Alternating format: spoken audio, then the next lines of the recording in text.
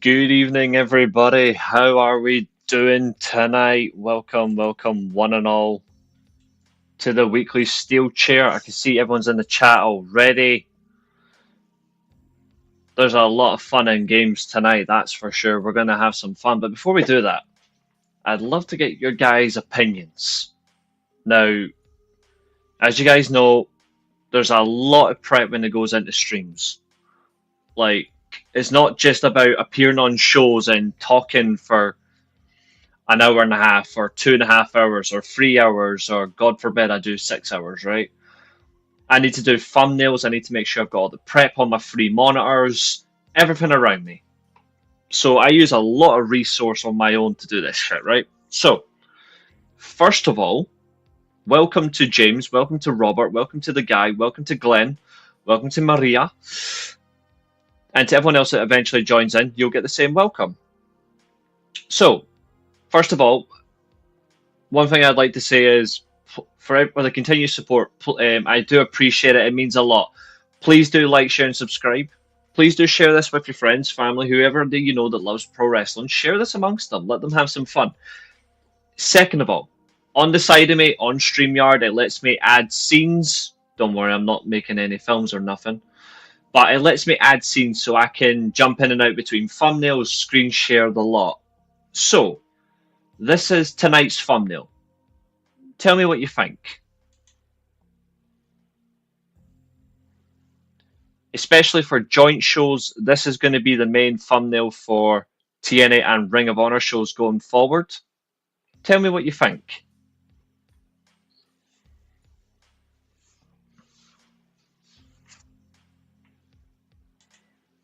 What do we think of the thumbnail? Appreciate it. Thank you very much. So here's what we're going to do for Monday Night Raw going forward. This is your Monday Night Raw thumbnail.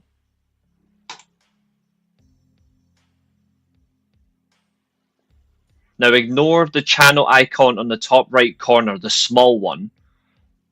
The larger icon is the one that matters. But what do we think of this thumbnail?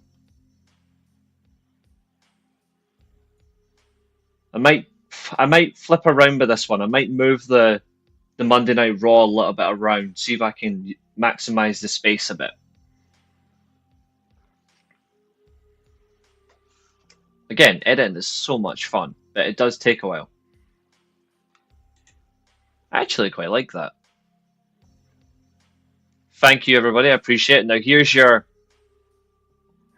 I'm not sure what the bias is going to be, but I think this one is seriously bloody cool.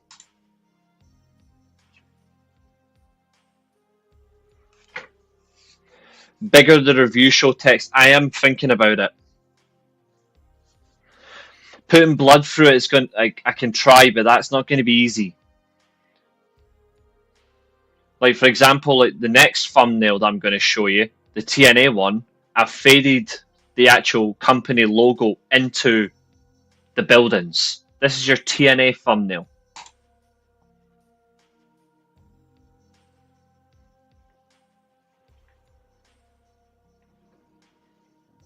Now I like the black here. The black's better on this one. Like the black stands out a lot. I might tweak around with the fonts. Don't worry about that. What matters is just getting it to look right. I think the faded TNA, the faded TNA graphic amongst these buildings with the sunset looks fucking beautiful. Wonder bar. This one, on the other hand, I think isn't a mark of insulting a product. I think this one fits in really well with a classic look. This is your Ring of Honor thumbnail. Or your Ring of Honor show graphic when we switch between the TNA show and the Ring of Honor. So this is the Ring of Honor one.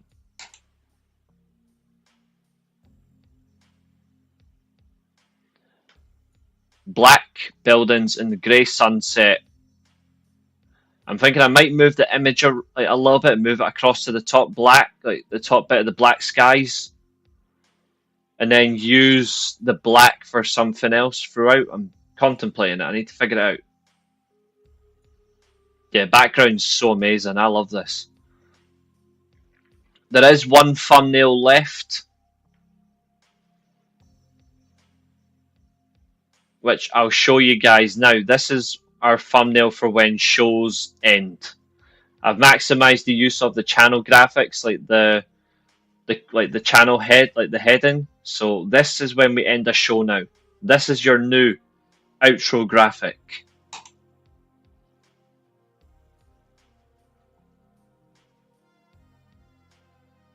With the proper TNA logo that matters.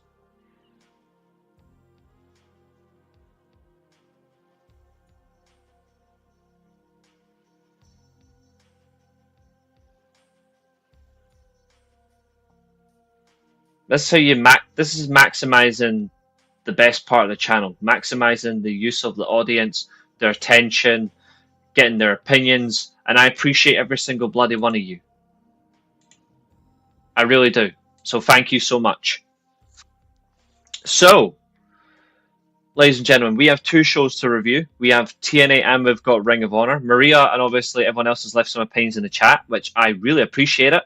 I know, Robert, you say you don't watch it. That's completely fine.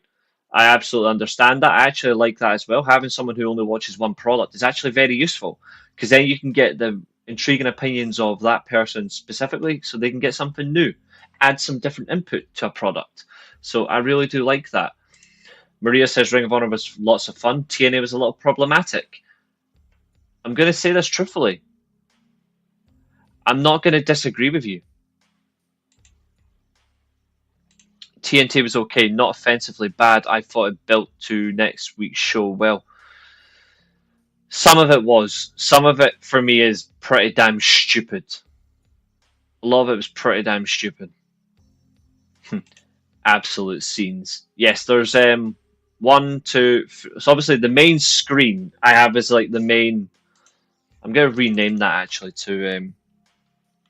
I'm going to call this one on screen. There we go. But I'm going to add one specifically for pay-per-view, because we don't fucking call it premium live events on this show or this channel. We do not. We have, of course, we have the what matters most. But I suppose what we can do, of course, is get some news, maybe see what we can uncover. So let's go have some look at some wrestling news. So guys, get some comments in the chat, get some questions, get whatever you like. But we have one immediate news source taking us directly from a channel that I do watch. So I'm going to obviously credit them for sharing this source. This is supposed directly from Covalent TV. Very interesting. They've put up from PW Insider that Mariah May's profile has been removed from the AEW website. A common indication of a departure from the company. We understand that from WWE sources that she expected to join their organization in the near future. Thoughts on this, ladies and gentlemen, as Mariah May has been removed? What is your thoughts on that? And your thoughts on Mariah May as well. What are we thinking?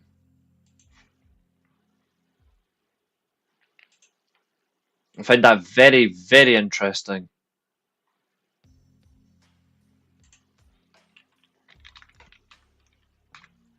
Yep, I'm on the same inclination as you. Yeah, I've seen the list. It just sums up why I think he's petty. Robert, that's completely understandable. Thank you for that. There's actually something else that's came out in the last 45 minutes surrounding Vince McMahon. Vince McMahon has launched a new investment firm called 14th and I, pursuing opportunities in sports, media, and entertainment.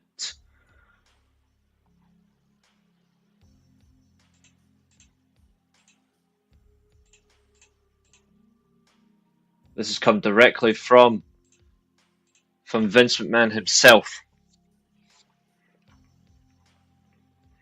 If you're watching SmackDown tonight for the 5th show in a row, I won't be. But SmackDown, if you're watching tonight, Undisputed Champion John Cena, or John Cena, if you've got a little bit of style, will come face to face with Cody Rhodes. Bianca Belair returns to SmackDown. There's a women's Money in the Bank qualifying match. Naomi versus Jade Cargill versus Nia Jax. You see a problem with that triple threat? And the men's side, you've got Andrade versus Jacob Fatu versus Carmelo Hayes. There is rumour that Vince wants to buy it back, but that's only according to Jonathan Coachman.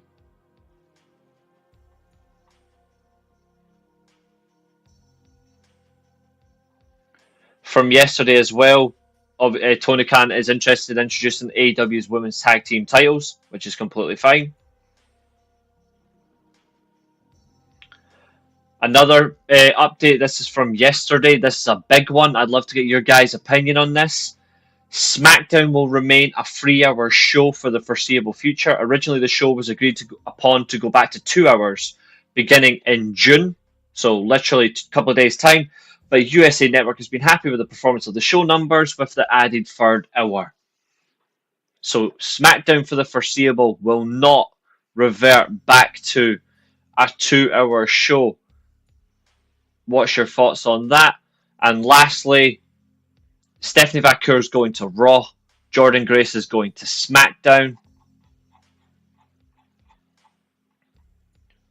And there's a little bit of news here from MVP from an interview. I'll come to that after I get your thoughts. So firstly, your thoughts on Stephanie going to Raw.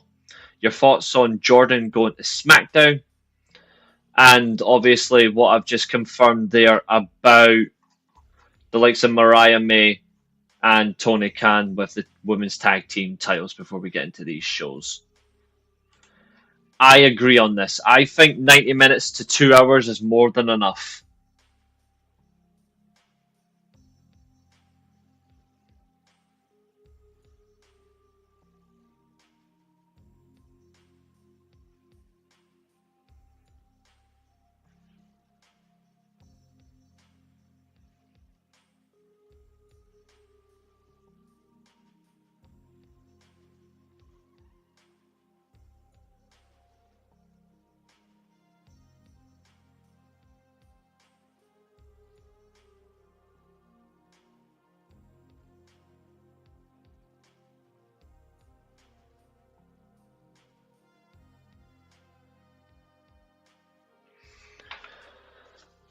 Yeah, I completely understand this, James. I completely understand. Maria says May will not get the superstar push that she got in AEW.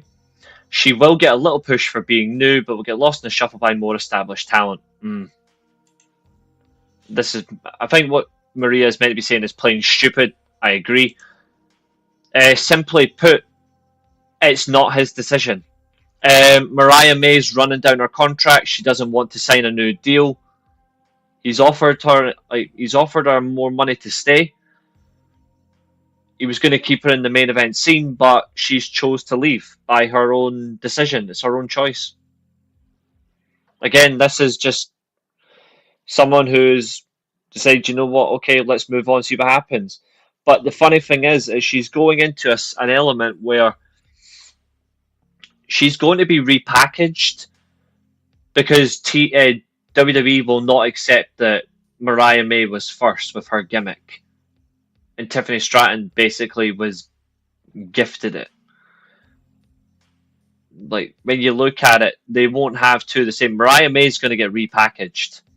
Into what? I don't know. But I'm confident of that. That's something no one else is actually thinking about as well, whereas I'm like, yeah, I'm certain of it.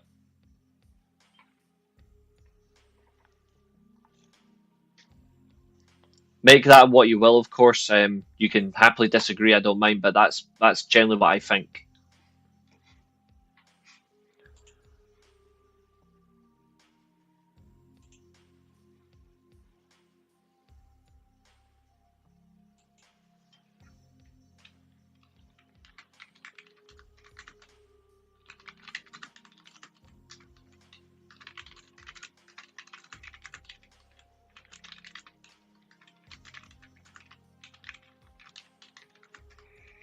I do actually have another bit of news for everybody as well.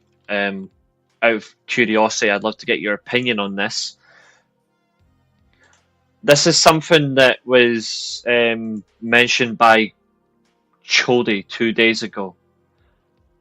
It's certainly possible, Maria. Cody Rhodes a couple of days ago said, when Brandy and I left the alternative promotion, we were slightly rewritten, portrayed very Dark Knight-esque. Cody, one, you do not have the coolness factor of a Batman. Behave yourself. And two, you left by your own stupid decisions where you threw yourself under the bus. Hello, Nick. I got your message. I'm all right, thank you. I hope you're well. I will be in the chat tonight watching. I can't stand this narcissism by Cody Rhodes. Like, more and more each day, he becomes an even bigger narcissist.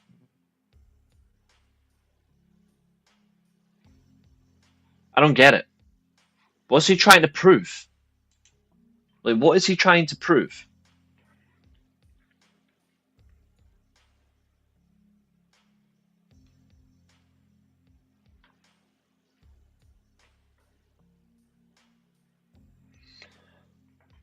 People are watching it, to be fair.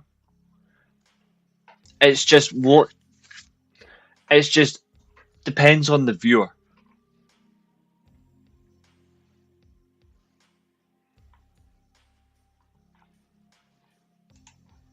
That's different.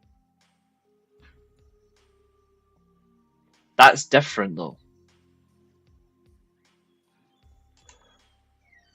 Mm-hmm. If they pull it off. That's the only thing. If they pull it off. Like,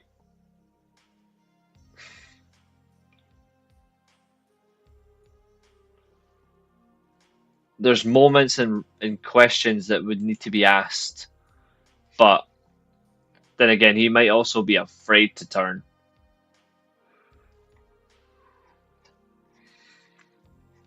Ugh. What else have we got?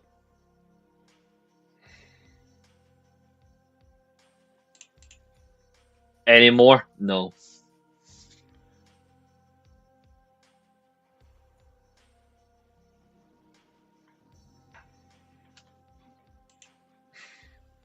I've said it before. It doesn't feel like Ring of Honor anymore because, again,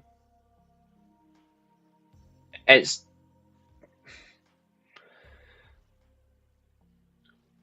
not the same as it used to be, and that's the same when. And I've been watching it for 23 years.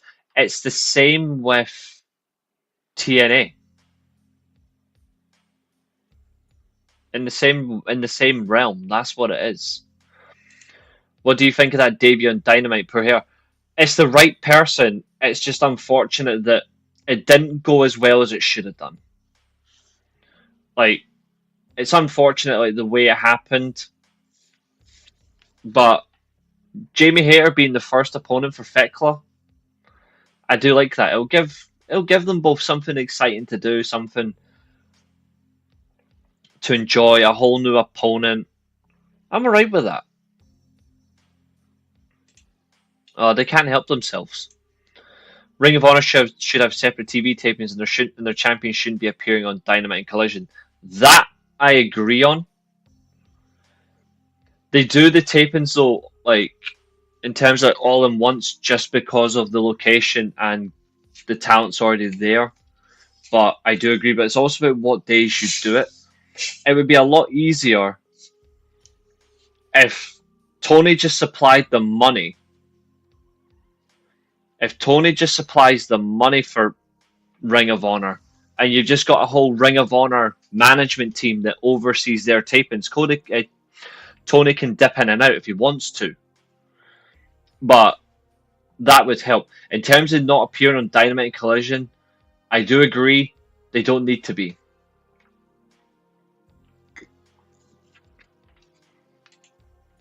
I don't think they do. I don't think they have a history at all. Like Thekla's got a bit of history with like Mercedes, for example, and Athena. But Jamie Hayter, not that I can recall. Nothing that I can recall. Which in a way helps.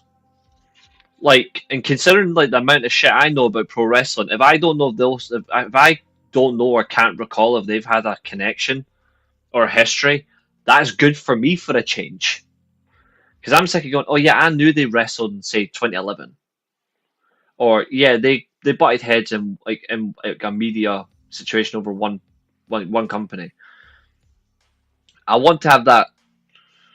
I can't remember the last time where I literally said I do not know anything about this person, or have they come across this? I really don't know. I don't remember the last time, and that just shows how like glued into much wrestling that I know and watch. Like it's wild, but that's where we are. That's what we've got. That's the hand we're dealt. But of course, before we get into this, we've got about. You know what we'll do? We're 8.5 minutes from 30 minutes into the show. If you guys have got some questions, we can run up some questions until we get to the half-hour mark. So whatever else you want to ask, fire away.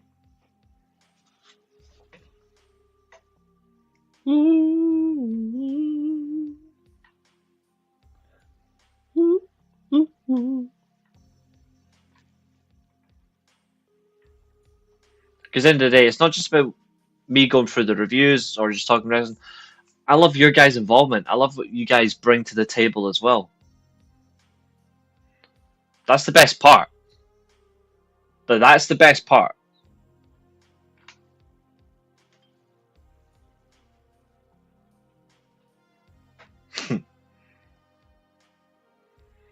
Will there be a blood and guts match? Yes, there's definitely going to be a blood and guts match.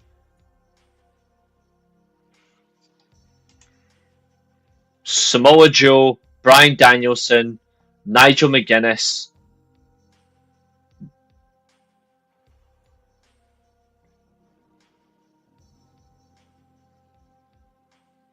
I know Mount Rushmore's normally 5, but I'm 4, but I'm putting 5 on there. So Bryan Danielson, Samoa Joe, Nigel McGuinness, CM Punk, Jay Lethal.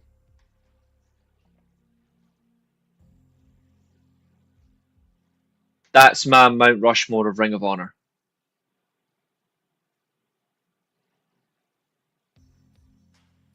A lot of difficult omissions. Like, there's a lot of difficult omissions in there. Like, Low Key, Homicide. They're hard ones to leave out. You've got, even for a short period of time, but his impact was huge. AJ Styles, Christopher Daniels. Like, even the likes of the Briscoes. Like, I could easily remove one and then add them in, but who do you remove? Like, there's so many in there. Like Jay Briscoe, Mark Briscoe, absolutely will always be considered for a Ring of Honor Mount Rushmore. I would, if I'm inclined to remove it, would I remove? It's hard because CM Punk, nobody's going to really say it, but CM Punk was great for the early years of Ring of Honor, and look what he brought to the promotion.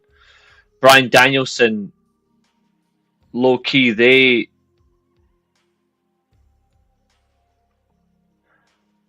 Samoa Joe, Nigel. If I don't include them, it feels like an injustice. But and Jay Lethal is still the longest reigning world champion.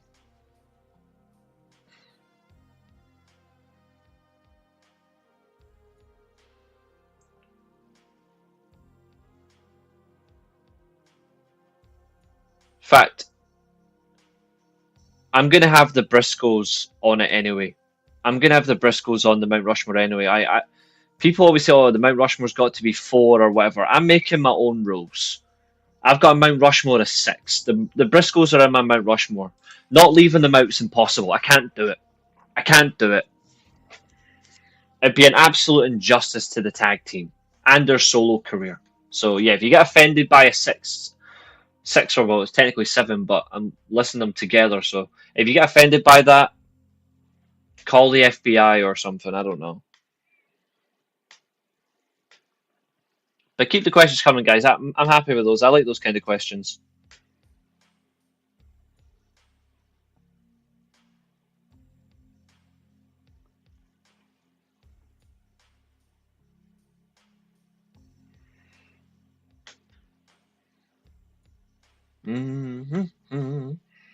I'm just doing something on the side. 1 second. Just ordering some food for later because I'm gonna need some. Because I've not had any dinner. It's my own fault, to be fair.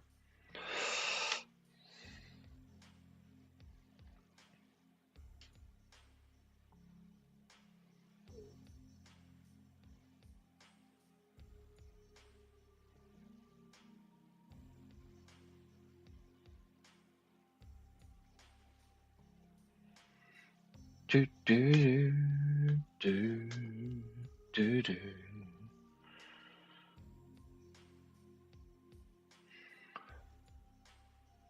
Oh, AJ Styles versus Kenny Omega in 2025 would be exciting to watch for sure. I think the best you give them is maybe 25 minutes, 25, 30, but you could certainly get a very good match out of those two in this period.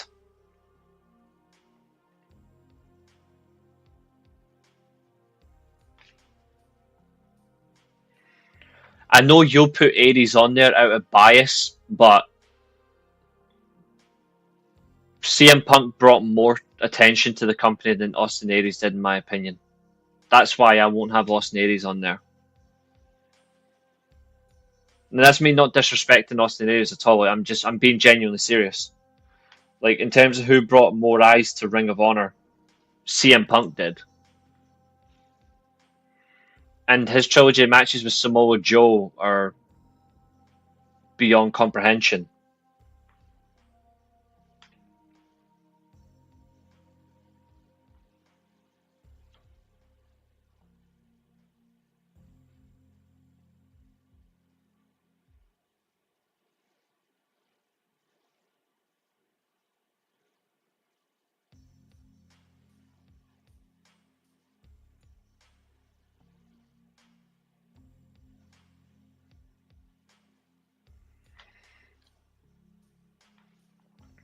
Right.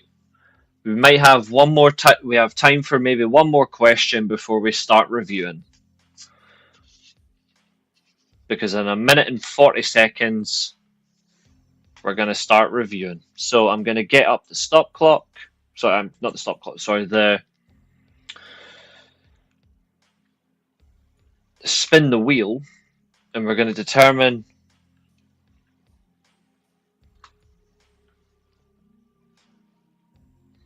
which show we review first.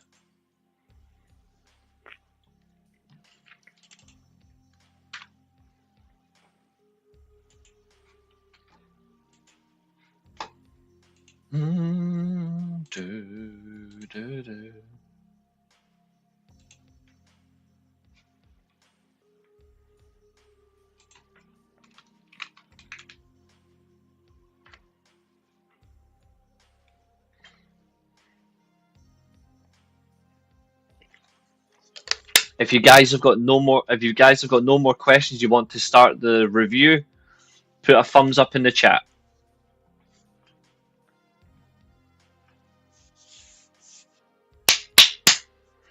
I do it better than Rock himself.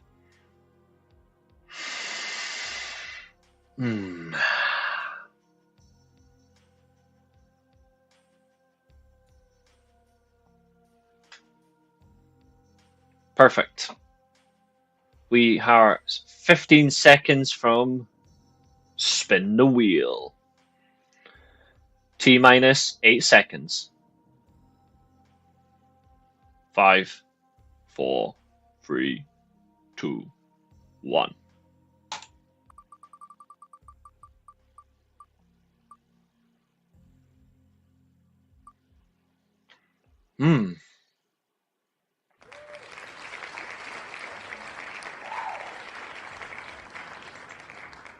TNA. Okay, okay. I wouldn't be so sure about that. I actually think if you really ask, he is remembered for both. Like, Punk is one of the rare few you remember him for where he's been.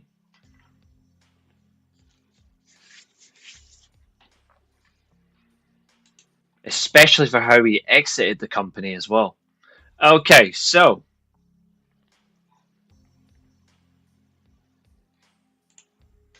she might.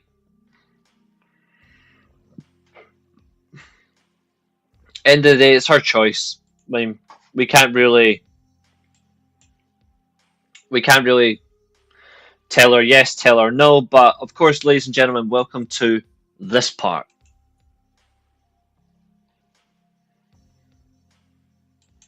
Yes, it's your TNA Impact review from last night. Ladies and gentlemen, before we start reviewing Impact, if you watched the show, give me your opening thoughts on the show. Obviously, we are a week away from Against All Odds as well, so there's more at stake for TNA than just a simple episode. So, I'm going to give my opening thoughts to the show. Simply put, there's a lot on this show that I am instantly changing. I like one part of the show to the fullest. Well, actually, technically two parts of the show I like the fullest, but in essence, there's things that have to change. There's a moment I'll praise for a different reason, but I like potentially where it's going to go if they just let themselves do it. Keyword if.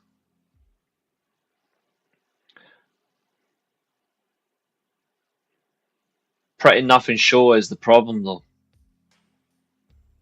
If it's a pretty nothing show, then you should be worried.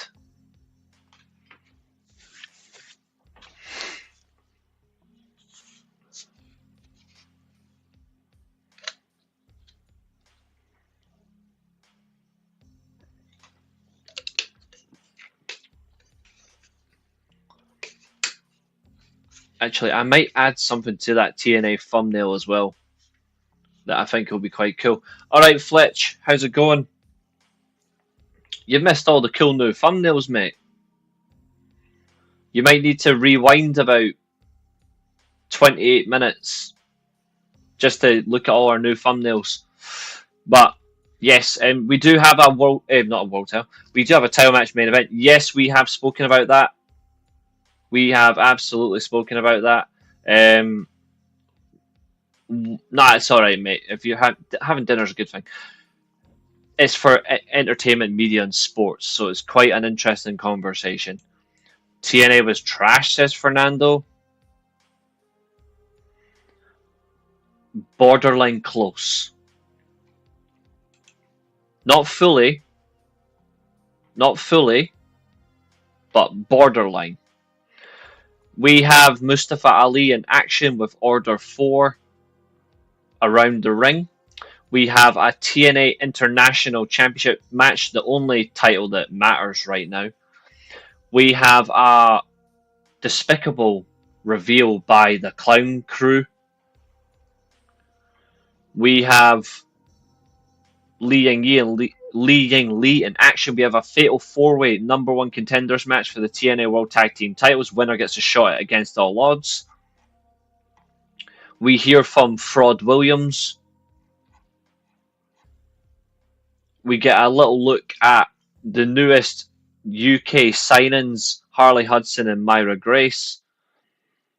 Santino Marella is in action. Yep, I said that. Mance Warner is also in action. So there's a lot to put on. There's certainly a lot to go through tonight. There certainly is. And there's a few people on this show that I'm going to call out tonight that I really want to just get fucked off for good. I haven't seen TNA lately, but a lot of people saying this trick reign is to put the TNA invasion angle. You think that's it? I don't think it's an invasion angle. I think it's more of a control angle.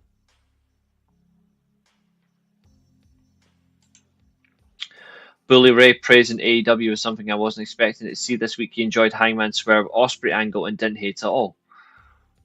Fair play. Fair play. If he enjoyed that, that's a good thing. Because I can't remember the last time he said that at all.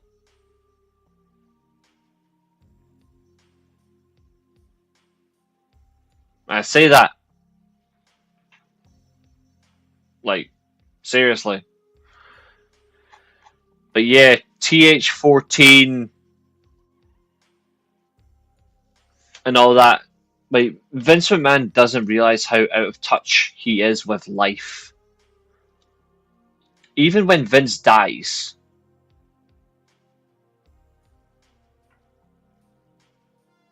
he'll still be out of touch. Because even when he tries to haunt people from the afterlife, he ain't gonna know what shit's going. Top tip for the man. Instead of building a new company, focus on your number one man who is going to take you to the cleaners.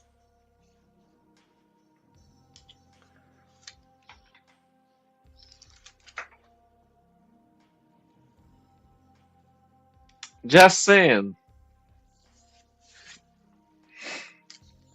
Just saying, you know what I mean? You know what I mean?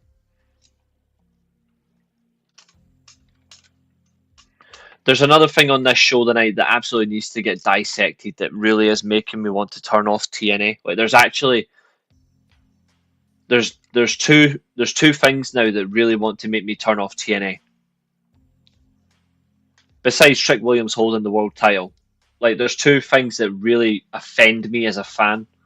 So let's get into the show. Let's get through it, see what we can decipher. Let's see what fun we can have. But recap videos are a load of wank, so we'll skip that. But the show does begin with the Fatal 4-Way number one contenders match for the tag team titles. First class or first mid. So AJ Francis and Casey Navarro. I stand by what I said on the review show. Casey Navarro needs to be saved. Like, he needs to be freed from the whole thing. Alright, Dean, how are you? First class are in action versus the Aztec Warriors. Well, Aztec Warrior, I should say, because Octagon Jr. gets ripped apart in this match. The system, she hasn't signed with them yet, but she's close. She's close. The System's Eddie Edwards and Brian Myers are in this match. And lastly, the best tag team in the match itself, the Rascals. Although, can someone please tell Zachary Wentz to stop trying to dress like a semi-X-Pac? Like, it has to stop.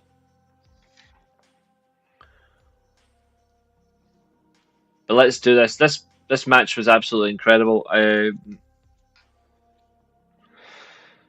It's not often I say that about fatal 4-way matches, especially tag team matches, where I say it was incredible. But I thought this match really was great. The timing of the match reflected well. I think all the participants, bar AJ Francis, gave a good showing. I like the link up, particularly between Casey Navarro and Trey Miguel. For me, that was the best link up of the whole match. You don't get the sympathy win in this match, unfortunately. That would have been Laredo Kid, because Octagon Jr., of course, was taken out backstage. They made some errors in this way that I think, as much as I like the winner, and it was a smart choice to go with whom won the match, I feel like not having the sympathy win for Laredo Kid actually kind of hurts the match a little bit. Obviously, he's at a major disadvantage because he's on his own, but I think they've bottled. I think they've bottled it a little bit. Yes, it is. It is bad for her, yeah.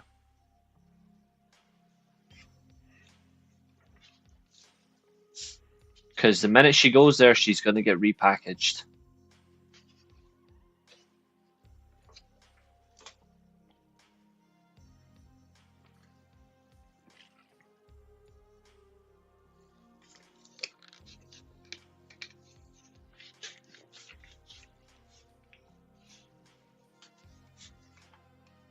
But yes, with Vakur and Jordan Grace going to Raw and SmackDown respectfully, she will fill in one of the spots, which I think is it's just stupid either way.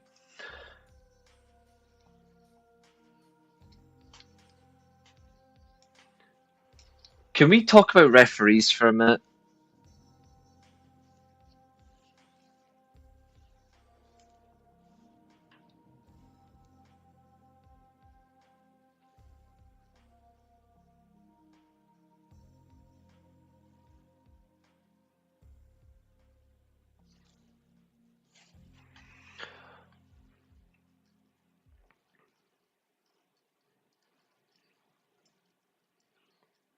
I mean, they'll call her Timu Tiffany Stratton, but Tiffany Stratton came after Mariah May. That's the funny thing.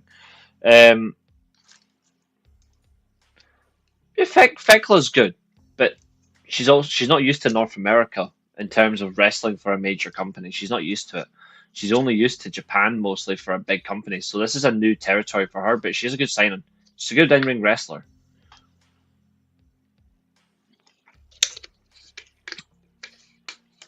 Referees. Now, I get it. The role of a referee is tricky. A referee has got to marshal the match, make sure spots aren't missed.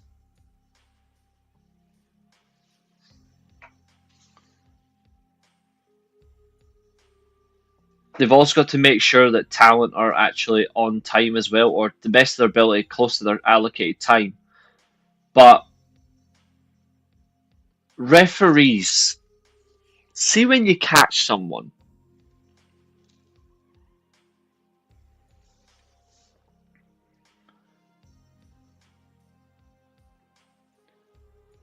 they part of the some of them, not always, but some of them are part of the ring crew.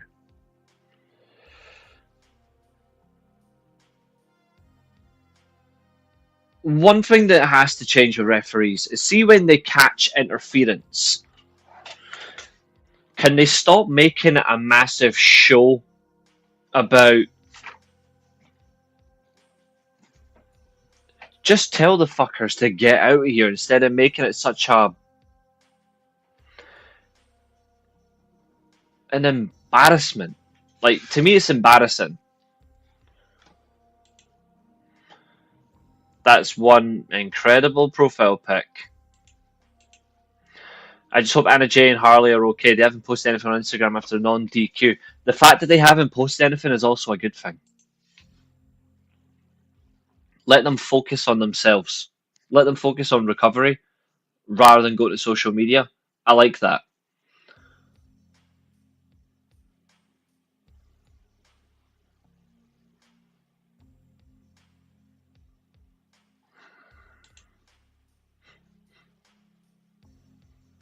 Is that there was, is, and wherever and will ever be? Because to be fair, I am the best there is, the best there was, the best ever will be.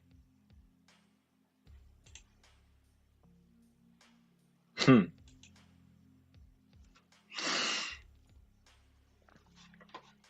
Fucking greatest of all time.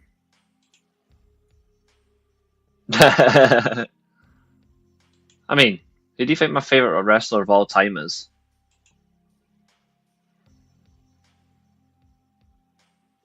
I mean, it's not the real one. I wish it was, but because then I would invite. I would actually love to have Bret Hart on this channel. 'Cause then I would invite the. I would actually love to have Bret Hart on this channel. 'Cause then I would invite the. I would actually love to have Bret Hart on this channel. 'Cause then I would invite the. I would actually love to have Bret Hart on this channel. 'Cause then I would invite the real one. I wish it was, but because then I would invite. I would actually love to have Bret Hart on this channel.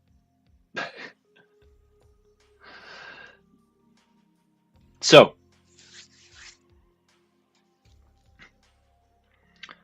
referees need to stop with the over exaggeration. It really doesn't help the match. It's actually rather redundant, but TNA, for the first time on TNA television, like an Impact episode, not a special or a pay-per-view, for the first time, I think, since Dixie Carter wrapping her legs round Hulk Hogan, has TNA pissed me off on TV.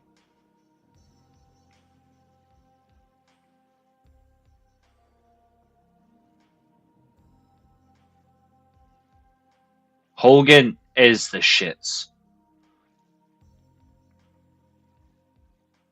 Fuck Goldberg. Of course it's difficult to pick one. That's why I've got a top three, if not top five.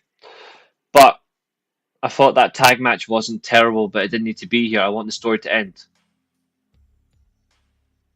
What are you talking about?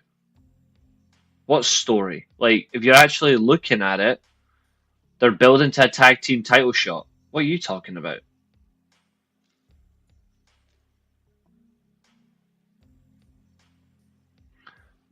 True. But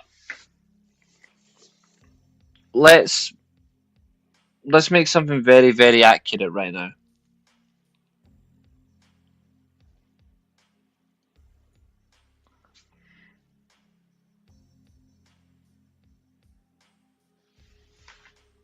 Oops, sorry, my eyes are quite sore. Sorry, guys.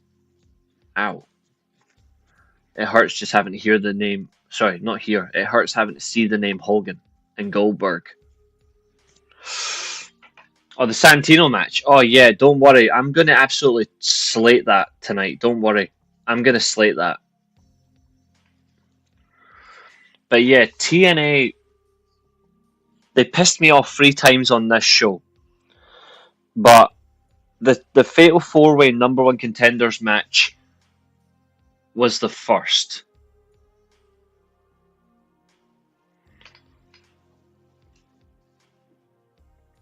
The Fatal 4-Way was strike one. Lovely. Many happy returns for you. Many happy returns. But yes, so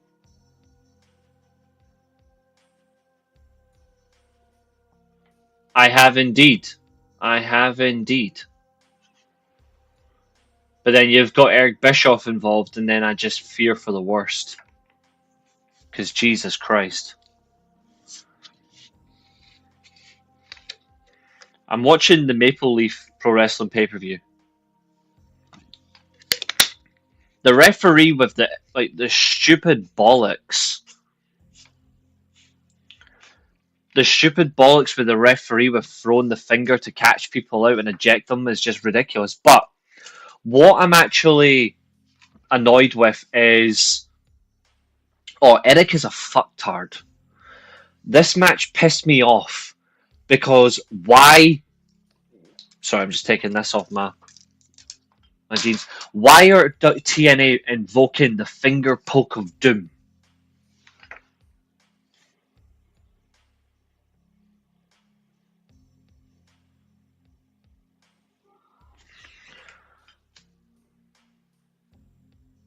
Now, Fletch, they're still, for the time being, separate talent, but Maria is still right. Like, I'm sick of it as well. Like, I am sick of it as well. I think it's pathetic. Yeah, WWE booking the 2300 arena before AEW, all that. I think it's honestly stupid. Scott D'Amore is one of the best bookers in wrestling. He doesn't get enough credit. Obviously, he does have his favorites, which doesn't help. As does most bookers. They have their favorites, if not all bookers. But Scott D'Amore is an excellent booker.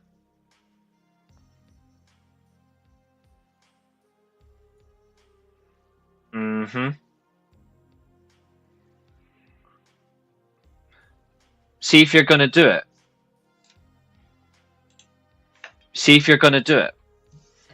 Just have Casey Navarro drop to the mat without doing the finger poke. People still get annoyed about the finger poke of doom.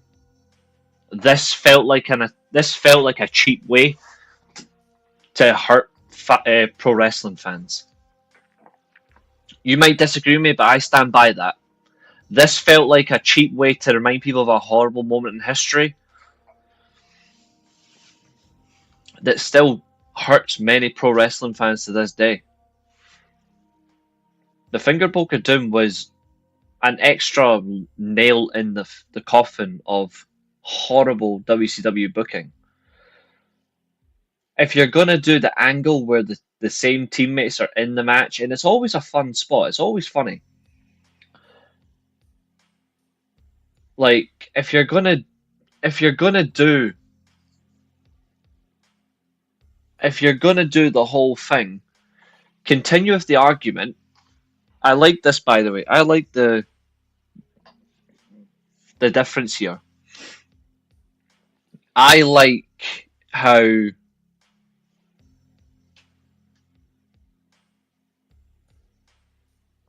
Francis, even though he can't wrestle, and Casey Navarro, I like that they are teasing dissent amongst each other. They're teasing dissension. They're teasing that they're gonna crack, and then they go for the quick cover.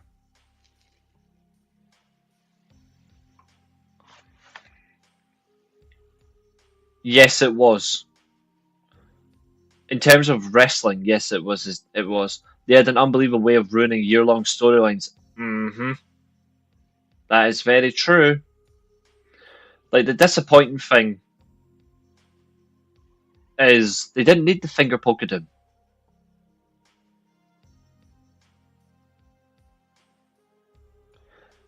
Eddie Thorpe trying to be relevant. I don't know.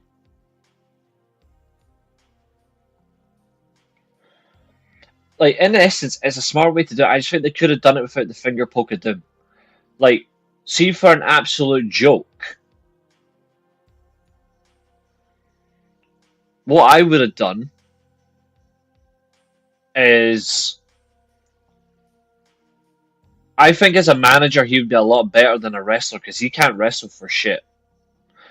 This is what I would have done. Both men are in the ring. And I actually would have AJ Francis and Casey Navarro lock up. I would have had the lock up. Casey Navarro gets shrugged off or like a strong throw off against the ropes. With the momentum, he comes back at Francis.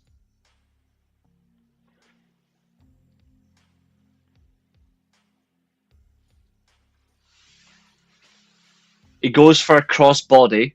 Francis catches him, and as he does, Francis falls himself down. Like, Francis deliberately falls down. Then you go for the cover. Instead of doing the finger poke of doom. But no, of course not. We've got to go for one of the worst moments in wrestling history.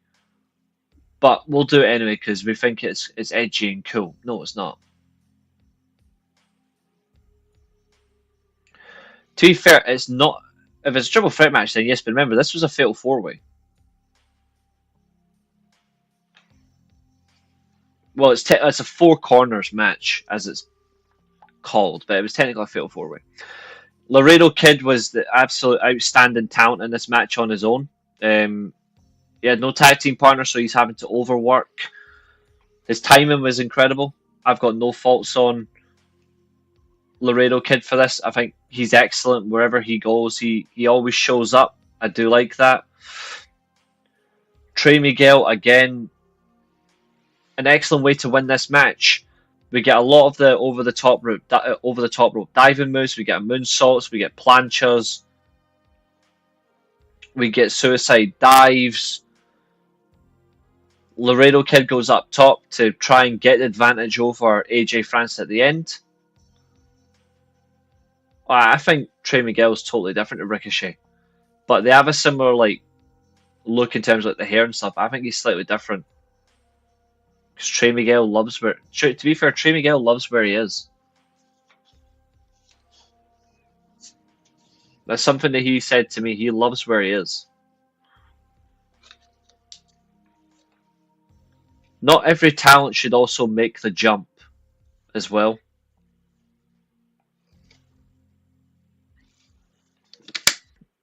AJ Francis is trash. I'm not arguing that. We'll never argue that. Laredo Kid does get caught, however, into a choke slam. AJ Francis at this point is unaware that he is not the legal man. Trey Miguel tagged himself in with a slight light tap. Rascals. The Misfits are a whole other level of different. But yes, so we get a very soft tag from Trey Miguel. He tags himself in. AJ France, after the choke slam, has exposed himself with a pinfall cover. He's looking up in the air.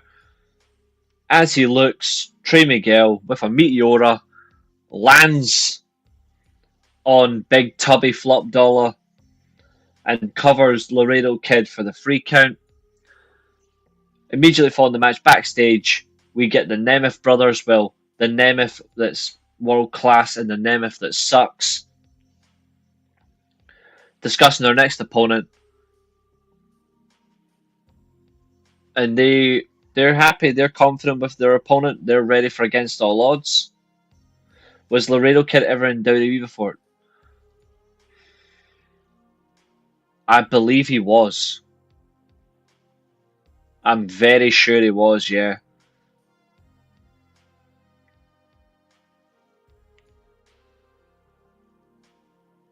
A whole different moniker, but I know he was definitely in there. I think he was Kalistico.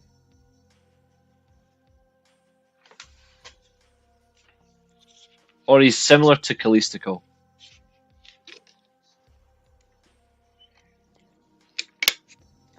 Because if you deep it, they've got basically the exact same mask. Like, same design, base look, the lot.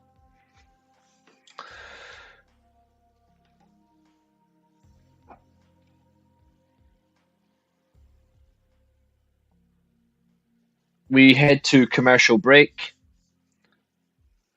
Not the first time I'm going to be saying that tonight. But yes, we head to commercial break. As we come back, again, First Class are arguing over the loss. And for the sake of saving the segment, here comes Mike Santana. He attacks the big man. And we move on. We go to our commentary team, Tom Hannafan and Matthew Renvolt, who again still is not under contract with TNA. True story, Matthew Renvolt has never been given a TNA contract.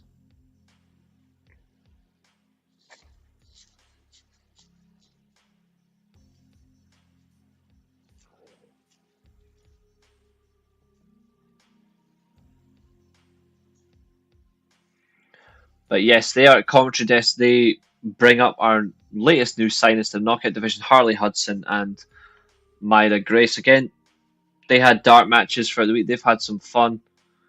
They had a match on Explosion, which you can watch on YouTube.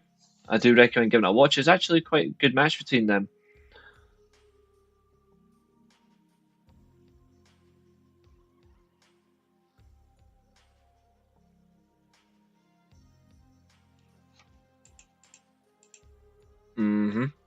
It is true, though.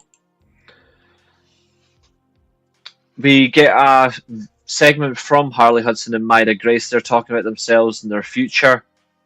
Very happy. And then they vow to make a splash in TNA, which I do actually like. They're saying different things. Instead of saying, oh, we're here to make an impact, we're here to make a splash. I quite like that.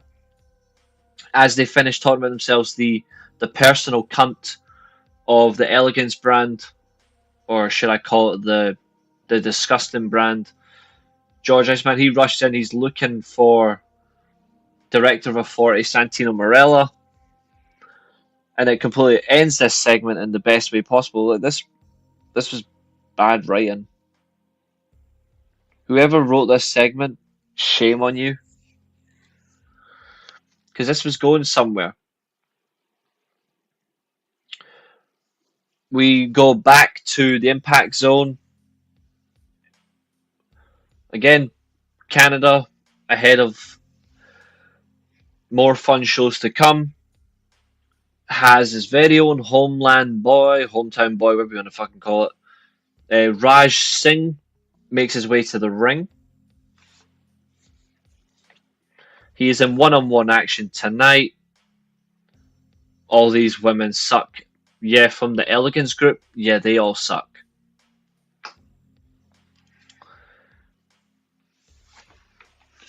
Of course, Raj Singh returned to TNA at Under Siege. He replaced the injured and departed Ace Austin in the Fatal 4-Way match.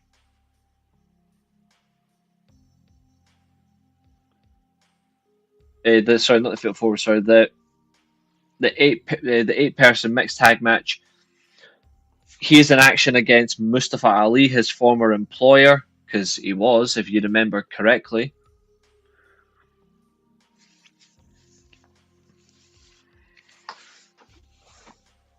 After getting comfortable in the ring, ready to go, out comes the leader of the Order 4 himself, Mustafa Ali. Mustafa is ready for action. Yeah, the 8-person tag was good.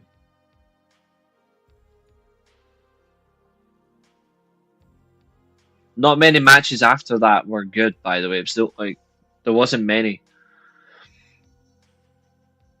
This match was absolutely brutal. And again, when I tell you Mustafa Ali is one of the best in the world, how he's portraying his character besides wrestling right now sums up. His character development since losing to Santana Rebellion has been second to none. It was already great going into that show. Nah, we don't praise Ash on this show. We don't praise bitches. We don't praise talentless hacks. Sorry, but I just can't. Mustafa Ali's character development was already amazing coming into TNA with his political gimmick. He's now adding to it with this little bit of deranged, delusional sense that he's losing the plot, that he's more aggressive. Tasha Steelz at the end of this match, obviously Mustafa Ali wins with the 450. Again, I love his 450 splash. It's incredible. Following this match, there's a beatdown from the Great Hands and Mustafa Ali. Tasha Steelz tries to stop Ali because obviously he's lost control. But he snaps. He snaps at Tasha Steelz. Like, he puts his hands on her, which was very, very surprising. That's the second week in a row that Mustafa Ali's put his hands on Tasha Steelz. So I wonder what they're building to with them. This is a very scarily intense and psychotic version of Mustafa Ali. Very, very intimidating. And I actually rate this. It was very well done. This was good by TNA. Let them keep this going because Mustafa Ali is special. There's 3 main singles wrestlers. Well, one of them's unfortunately in a tag team. But there's 3 main singles wrestlers that are in the best condition of their career that you build your main division by, and that is Mustafa Ali, Santana, and Nick Nemeth.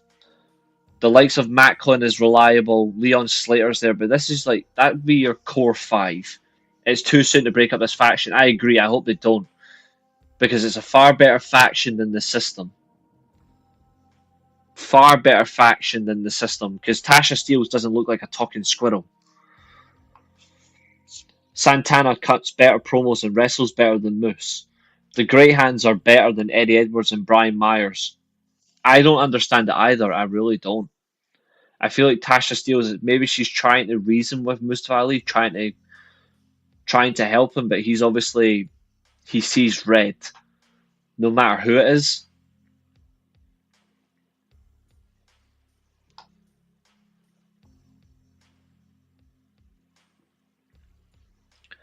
Palhinha's an interesting one. João Felix has gone back to Benfica. Okay. Semedo, I feel sorry for you. But yeah, Di Maria moving on is a good thing. He had to. Sorry for going off topic. It's okay. It would be a good move for you, but it would have to be on loan. There's no way you can afford. There's no way you can afford that. We sadly have a horrible segment. I like him as well, but you've got I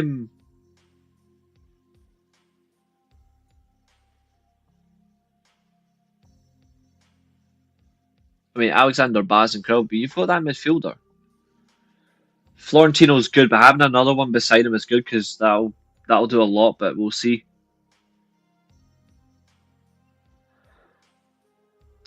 Yeah, but I don't think it is.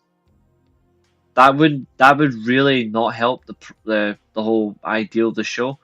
Yo yo yo, Lark Bark, how are we, pal? How are you? We move to commercial break. When we come back, is backstage. Fuck me, this was horrible.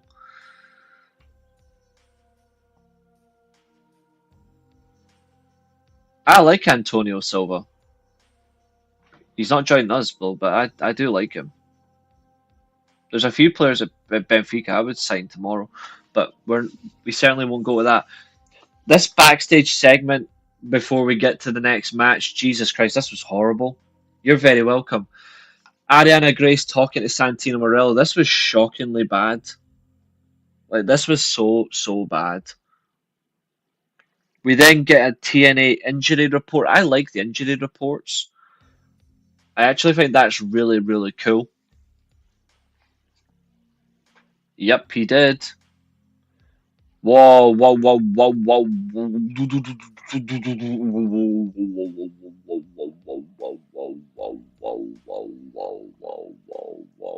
Hell no. No, no, no, no. No. VAR, red card. No, red card. You've been sent off.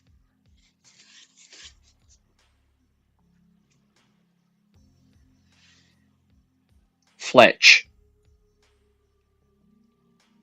For noting Chelsea Green vibes for Ariana Grace. Red card. I'm pulling your leg.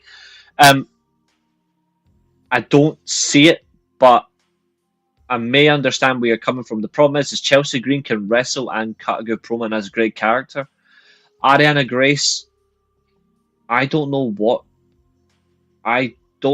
she does.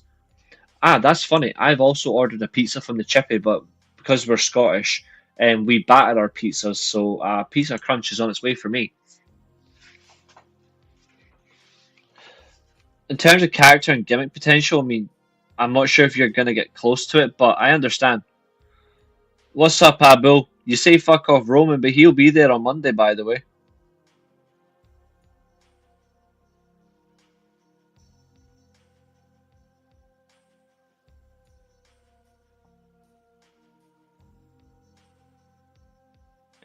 Speaking of which, how long till my dinner gets here? Oh, 7 minutes. That's groovy. Oh, I certainly will. Roman couldn't save Raw if you offered him an army behind him and said, "Go and conquer this country." I know you do. I know you do.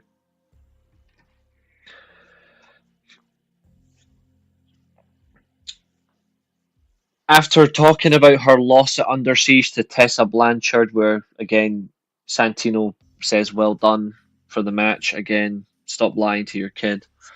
Um,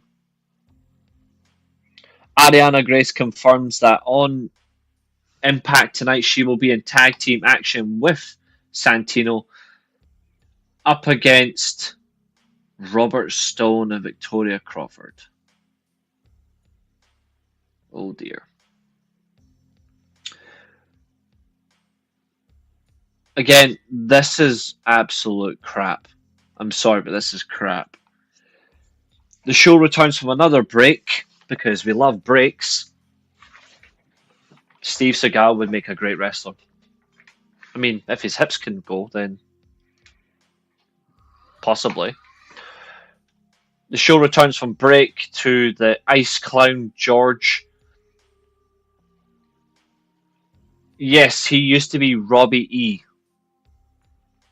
He was once known Robbie E. He was a former TV champion and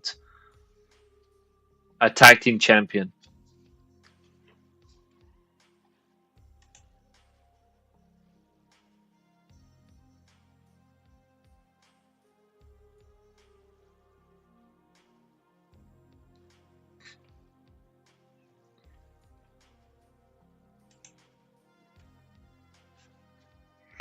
Goldberg's son made a tattoo similar to his father. Gunther, watch out. Goldberg's son's come. Fucking hell.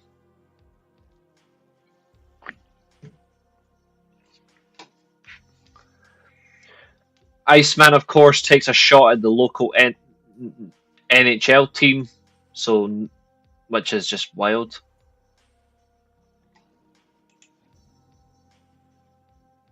Yeah.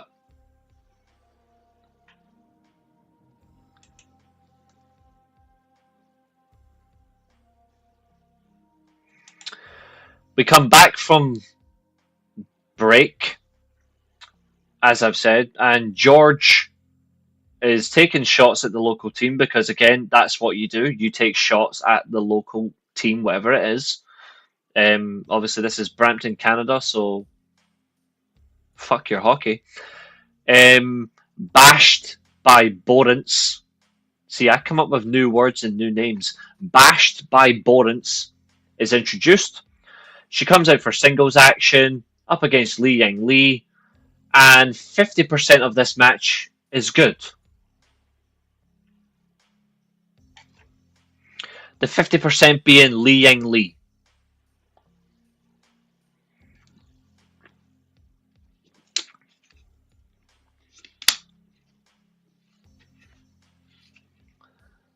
It was a back and forth because every single promo he does is unoriginal, is boring, and he's got no entertainment to it. The guy's predictable. It was a mixed bag match. It was just crap. I don't know what people see in Dana Brooke bashed by Borance or whatever you want to bloody call her. I don't know what people see in her. I'm sorry. She can't wrestle for shit. This woman needs to be told the truth. Go and back to modeling or powerlifting or whatever it is the fuck you do. I'm sorry, like, no hate, just truth. Like, the wrestling business isn't for everybody.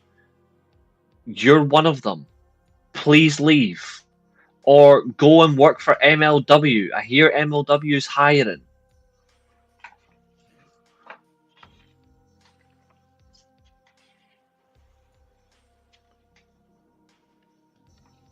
The fact that TNA signed her is embarrassing. The match obviously ends with Thunderstruck. You can't play the song loud enough, but yeah. After celebrating her victory, out comes the Knockouts champion Masha Slamovich, who simply gets in the ring, says it truthfully, I'll see you against all odds. I actually think that's got a chance of being a very high up sleeper match for against all odds. Killer Kelly, she hasn't been back since her. She hasn't been back in TNA since she felt ready to go after her pregnancy.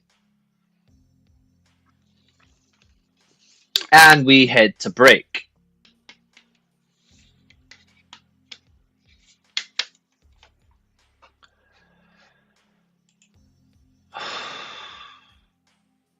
Don't you start. MK Ultra. MK Ultra. Everyone clap for Ash and say you can't wrestle. Everyone just get rid of her. That's true. She is doing the indies now with her boyfriend, and I'm glad to see she's doing that. I just wish she was still in TNA.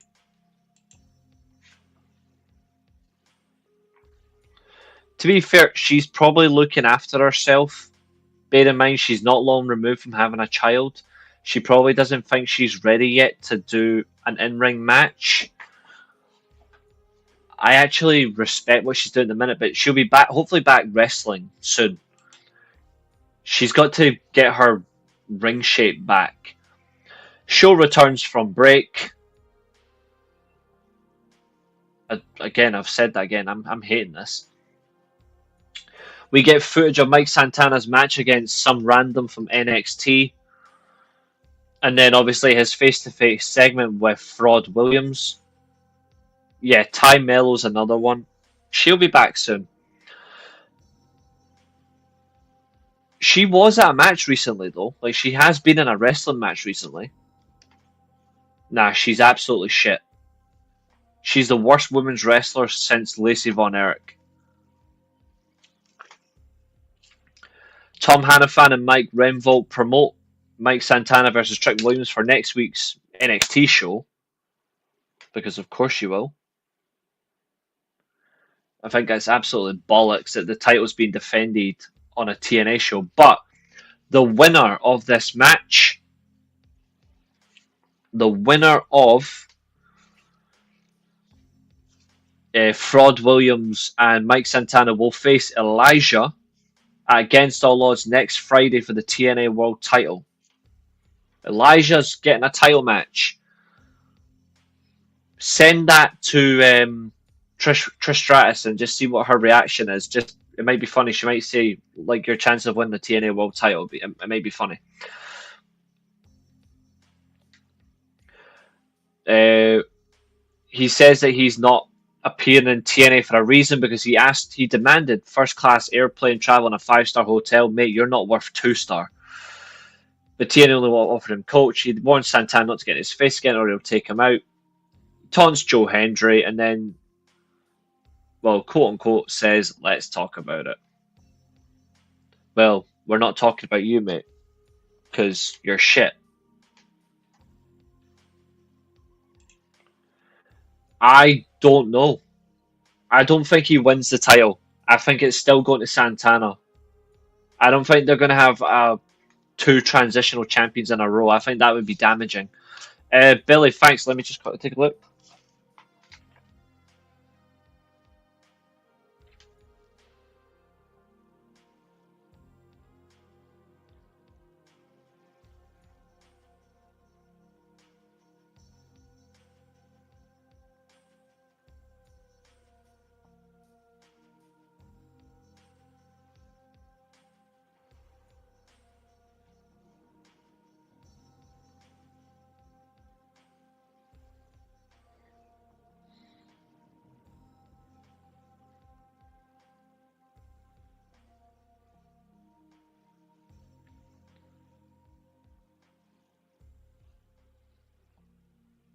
Thanks, Billy. I appreciate that.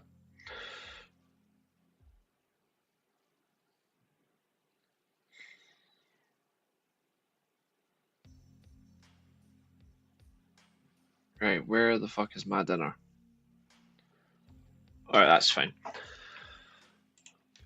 Back in the ring, we have on commentary, we hear Renvolt and Hannafan, where Hannafan says it's bullshit.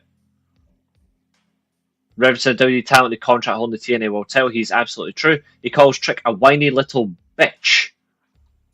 You should have went in stronger, mate. Mance Warner comes out to the ring with his real life and on-screen partner, Steph DeLander, to continue the Mance DeLander era. I think it should be a loser leaves TNA, and he has to go. Already in the ring is his opponent, Bryce Hansen.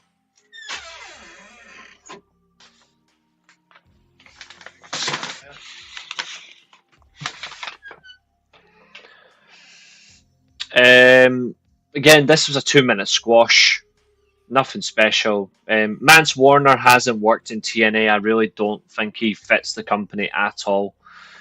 I think it's time to let him go. Steph DeLander needs to get back in the actual competitive matches myself. She's a good talent. She should be wrestling. She's a very good promo as well. She does confirm that they will be keeping a close eye on the main event, which is for the TNA International title. And she says the Southern Psycho is taking the title from whoever wins. Absolutely not. Because he doesn't fit.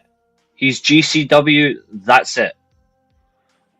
When he's in TNA, you don't get the feeling that he contributes to the company in a strong way. I'm sorry, but he's, for me, not someone TNA should have brought in.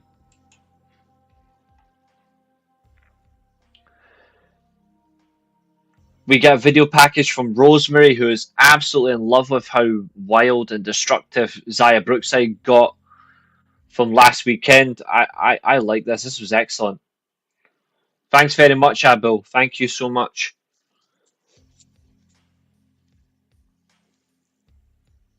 I like how they've done this. They've teased Xia Brookside going from such a lovable blonde that's happy to be in the company to someone who's going to be violent and territorial, and she's going to be all sinister. I love this. This has got the potential to be something very good if they let it happen. I'm eager to see what happens next. We do get, of course, Monsters Ball next week. Next week. Week is a new one. I like that. That's a new word. Next week.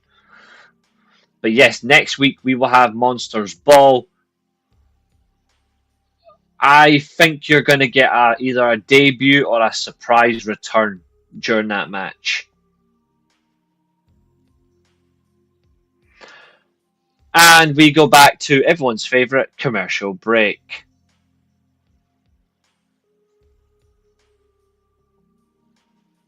I don't know.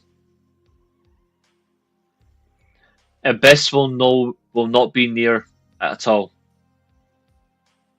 He won't be near it, unfortunately. And there's a reason for that, sadly.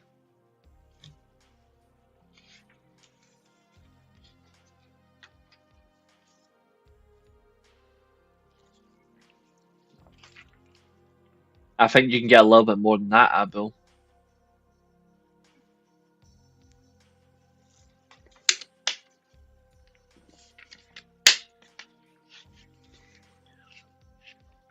Okay, time for a praise, but also a heavy criticism. So, I want to praise Santino Marella for getting back in the ring for the second match in 5 years. He was in action against Nick Nemeth on Sunday, a border brawl. He's now in tag team action with his daughter, up against Robert Stone and Victoria Crawford, or formerly Alicia Fox. Those two are terrible. But this is where the praise stops. It's good to see Santino. I know I said Santana there, but he's a superior wrestler. It's good to see Santino Marella get the moment with his daughter. But this feud is absolutely pathetic. TNA, God forbid, you are letting this happen in the worst way. This is so shit. And why is that fucking moron Jimmy Corderas refereeing? Ugh.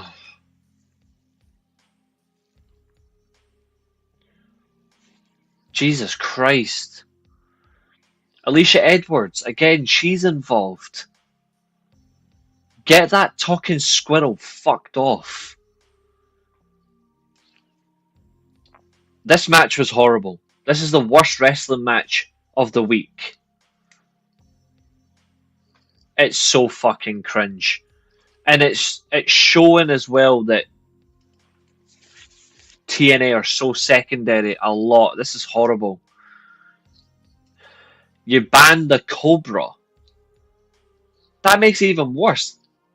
No one cares about that move, but you actively ban it? Cringe.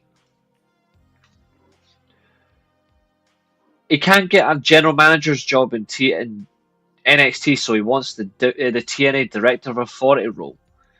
Get over this pish. TNA, you are actually letting this insult the fucking fan base.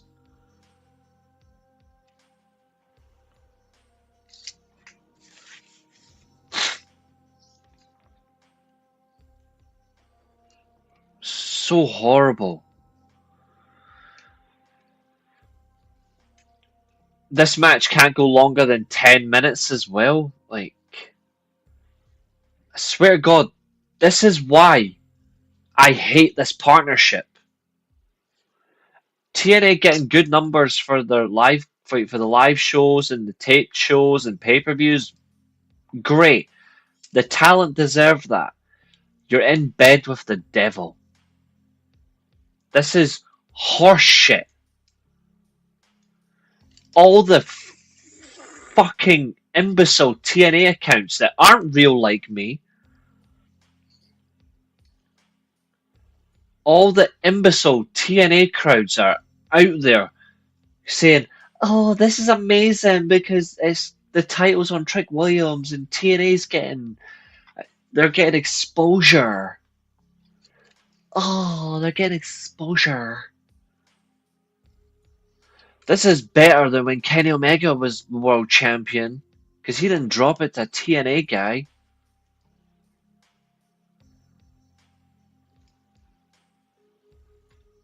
These are the same accounts, by the way, that defend TNA with their lives, like I do, but they say, "Oh, but we don't do tribalism. We don't do that. We don't do that over here in TNA." For TNA, it's about TNA doing well no matter who we're partnered with. If that's the case, why are you lying? Why are you lying? Well, I actually like how my voice goes like that. My dad does that if he's annoyed at something.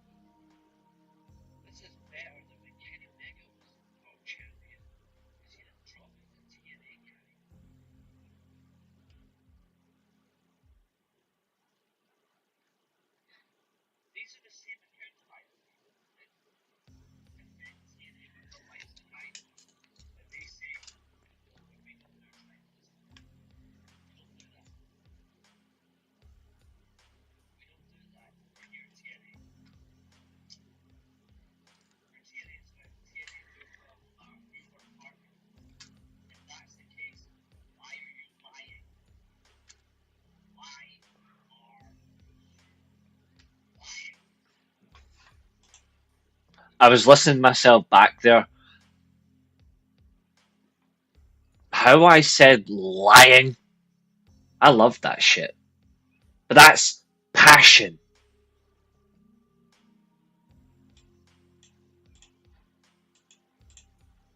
That's passion that I have for TNA. Yep. It's painful. You know what the worst thing is? Is the TNA talent are still working proper pace matches, but they've got morons around them. The morons are NXT. I hate the fact because it's a beautiful title, but it's on someone who isn't even a main eventer. Hope that helps too. The Spike TV days were the best time for TNA. I miss Spike TV. Exactly. Like, the hypocrisy of people. Like, the same accounts. You can find them on TNA, the TNA wrestling account posts on Twitter. You can find them. They're all in there, and they quote tweets saying, "Oh, this is great," and they praise it. If it's something to do with fucking AEW and TNA, they shit all over it. But if it's TNA and WWE, they fucking praise it. I again remind these clowns, WWE didn't give a shit about TNA for years. They tried to have the company killed. And here's another thing. The fucking so-called fans that say they're going to watch TNA don't watch TNA. They're still actively shitting on it. Here's another one. TNA posts about Mike Santana. Community tab that I posted earlier on today about Mike Santana, about his higher ups. He got high marks of praise. What are WWE doing with that? Do you think? In that same post, there should be an NXT TNA transfer portal. What does that tell you about these fans? TNA fans, what were they doing? They didn't respond to that comment. They let it go.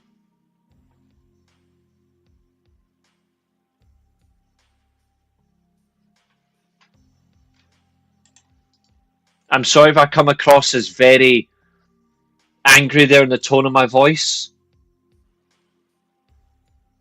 but I'm sick of the bullshit hypocrisy.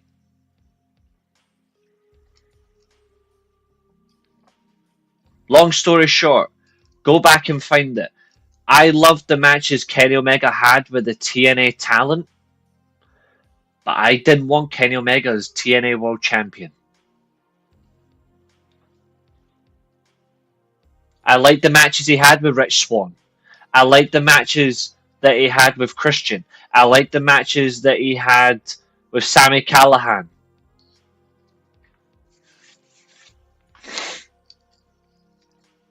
But I didn't agree with him winning the title in 2021.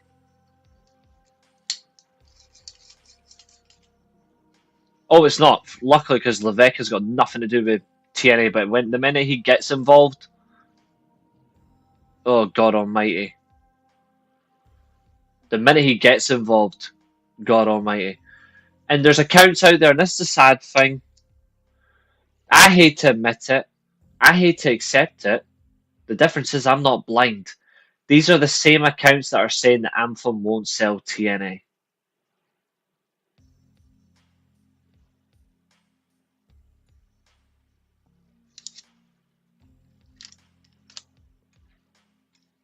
Yeah, they are, Maria. They are.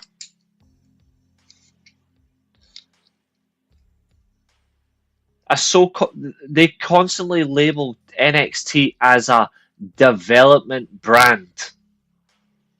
If that's the case, why is a development talent winning the world championship from an established company? Make that make sense.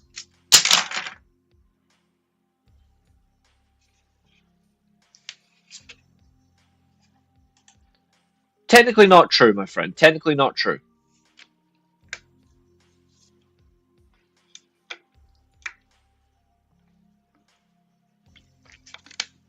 I know it's a recurrent joke for many, but it's technically not true.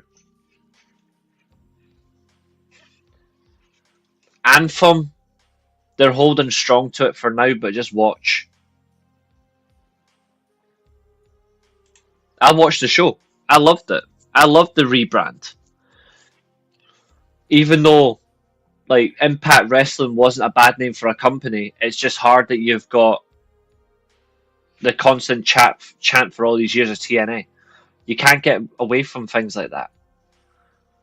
But it's absolute ridiculous that, again, a development talent is the world champion of a company that's been around for 23 years.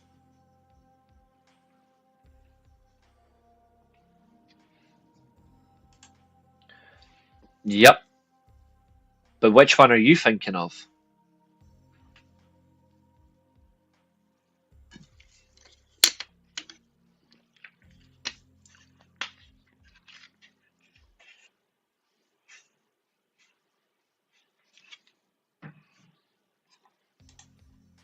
Because of Hulk Hogan.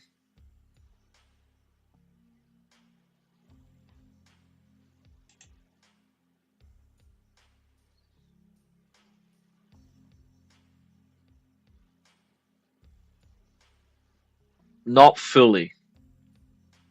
Some venues, yes. Slammiversary will have 6,000 people. Against All Odds is about, I think, 1,200 people.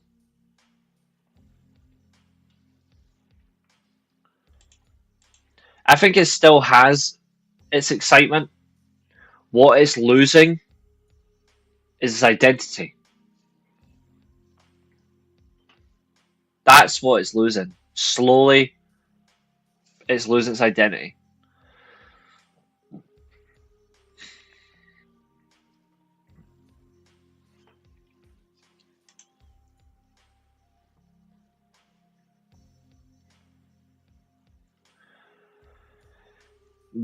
This is becoming a regular thing that I don't understand.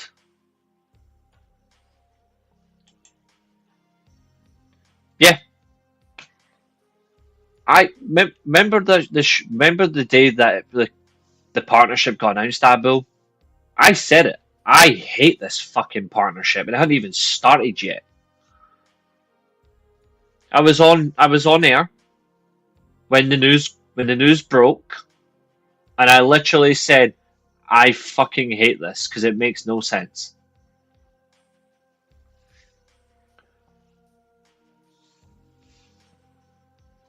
I was angry. I'm still angry. Like, people don't understand this, how damaging it is for the wrestling business. It's damaging. TNA don't need to be in partnership with WWE. They're actually a totally different organization to each other in terms of how they develop work, utilize talents, how they develop designs of a character. It's so different. They're they're absolute opposite to each other. There is no positives to it. There's absolutely none. People are going to spin on it saying exposure's a positive, but here's the thing, it's not. For all the exposure you can get, your best talent are getting scooped up by the promotion that are going to try and stick up your arse.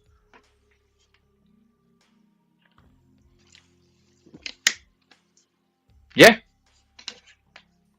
100% Maria. And good for them. See all those people that you know? If you know them personally, please clip what I'm about to say and send it to those people. Like, I'm begging you, Maria. Those same people you know, clip this and send it to them.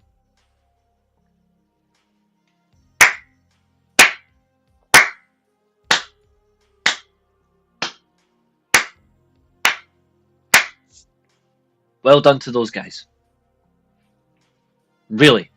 Not sarcastically, truthfully. Now, me personally, I started watching 2010, 2011. 2010 and 2011 were not so bad. 2012 onwards, ugh. But there's some bad creative in those 2 years, though. I took a break during Destination America Pop GFW season because I had no way to watch, just clips. I started back in, I think, midway Anthem Day. God almighty, some of the GFW shit was horrible. The Pop stuff, Kurt Angle basically tapped out at that point. He was like, nah, I'm away. Bye. Destination America, lame. I was still watching, but it was just horrible. Wondering when Triple H stops signing AEW rejects and actually books Karrion Kross. I mean, Considering what Karrion Kross posted on his Twitter account, that ain't happening. Karrion Kross still #1 seller, yet he isn't booked on TV. Someone explain to me Triple H's logic, because he's got hair and Triple H doesn't. I was a fan of Kenny win the TNA title because I glaze a belt collector gimmick. That's the quickest, best way to make me a fan. Okay, that's fair. That's fair. But I feel like it just doesn't do anything for me. Like I don't mind a belt collector gimmick if it stands true, but like Kurt Angle, Bobby Lashley, they were TNA belt collectors because they won everything in the company at once. So I rate that. If you're going around winning everything from your major promotion, you do it that way. I like that. I'm just not a fan of, yeah, you can come in and you can win our title belt. I'm just not a fan. You may not think it, but here's the thing. Some things really do matter to wrestling fans. I'm going to give you a very big example of something that really matters. Yeah, his was awful though. You want to say try to be loyal? I'm going to give you the biggest example of killing loyalty to a wrestling fan.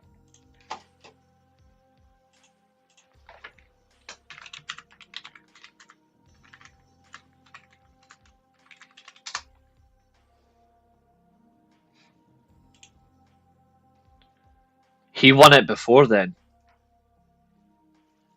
Remember? Well, actually, no, Genesis, to be fair. Yeah, he had the Bound for Glory loss, but fuck me, it was horrible. His championship reigns. Like, thing is, he's a nice guy.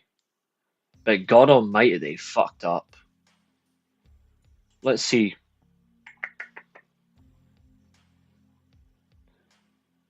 You want to talk about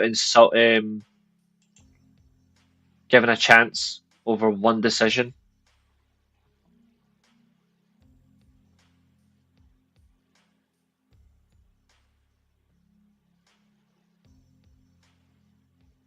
I'm going to give you the biggest one of them all.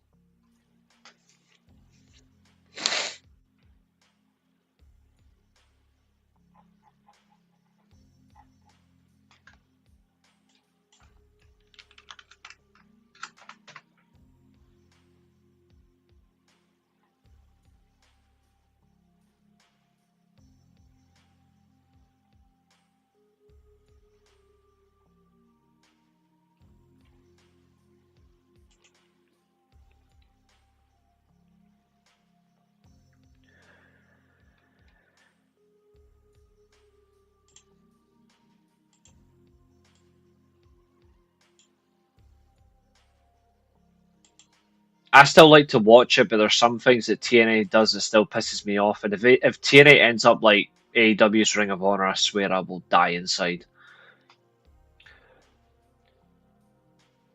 Let's see who catches on quickly in terms of what this represents. What does this mean?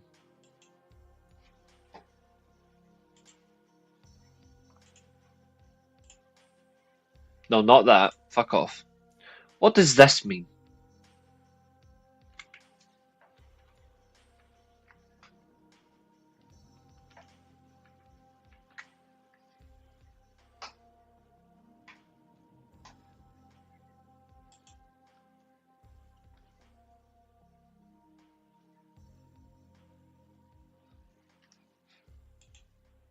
What about Hogan and Eric specifically?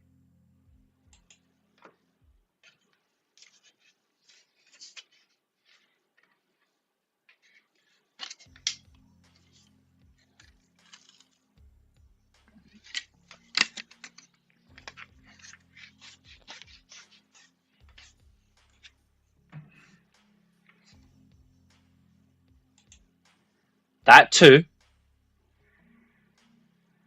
But what happened here? Bingo!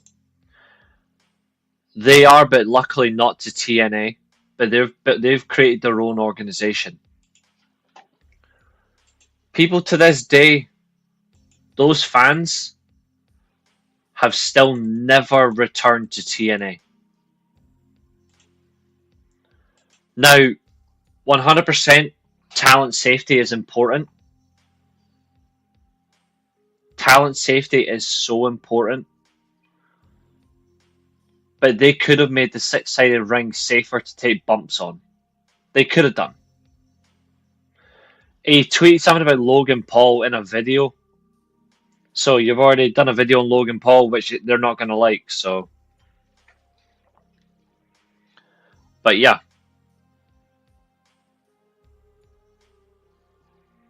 Six-sided ring came back in 2016 when Kurt Angle, no, 2015, sorry, when Kurt Angle was temporarily in charge. When Kurt was temporarily in charge, they brought them back for the New York tapings. And then after that, they got rid of them. The six-sided ring will never come back. To be fair, I've got no issue with that. But if they made the six-sided ring safer, it would never have been gone. I hate the fact that that was the first thing they did.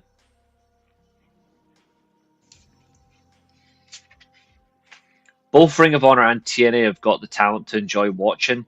It's just too bad that they have idiots running the both shows.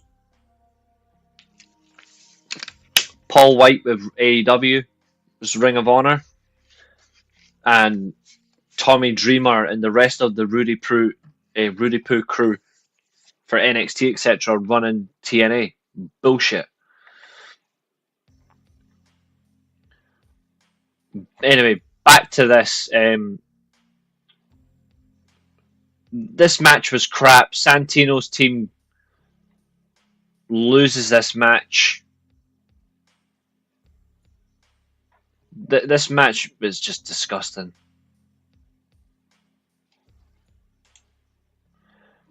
Ultimate X in 2024 was fatal. It was still the four sides.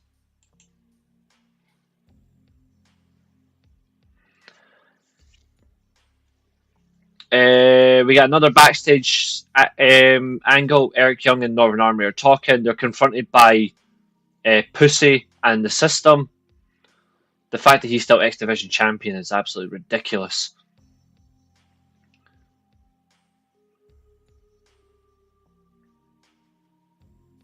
Another match is made for next week between Pussy and Eric Young. And we go to commercial break. Show comes back again to the Elegance Clowns for another reveal. Their newest member of their group, Maggie Lee, who's now renamed M by L. Again, this faction needs to be set on fire with a flamethrower. This was horrible. Harley Hudson and Myra Grace comes out. It's very good. They throw champagne in her face. Should have been the whole fucking bottle if you're telling me, to be honest. Eric Young, very soon he will, yeah.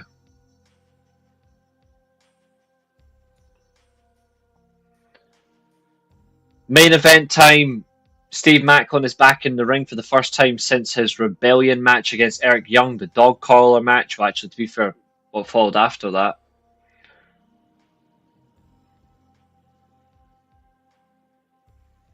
Cheers, Abu.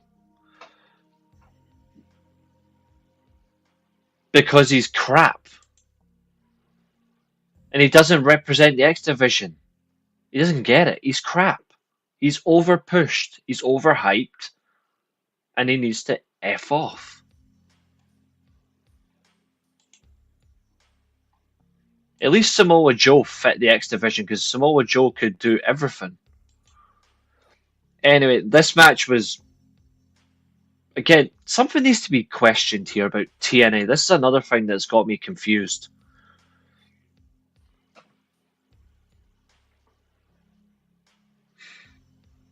This is something that's got me confused.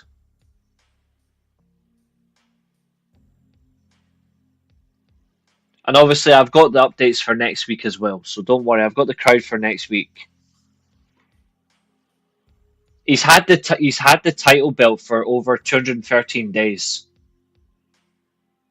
If he gets to 234 days, he'll eclipse the record by he's actually the third longest reign now. He's close to the second. He's 20 days away. If he becomes the longest reign X Division champion, that title needs to be retired. It's gone on way too long. But yeah, before we get to this main event, then I start to critique the confusion about this main event, even though it's actually a good match. Next week, Joe Hendry versus Frankie Kazarian and Elijah versus... Joe Hendry versus Frankie Kazarian. Elijah versus the winner of the world title match for NXT. That's all been announced for Against All Odds. The rundown for next week, we'll hear from Joe Hendry, so he'll be singing something. Heather and M by Elegance versus Harley Hudson and Myra Grace. Zaya Brookside versus Rosemary and Monsters Ball. Eric Young versus Moose TNA X Division Championship. And the Nemeths and Frankie Kazarian versus Matt Hardy, Leon Slayer, Mike Santana. Decent one.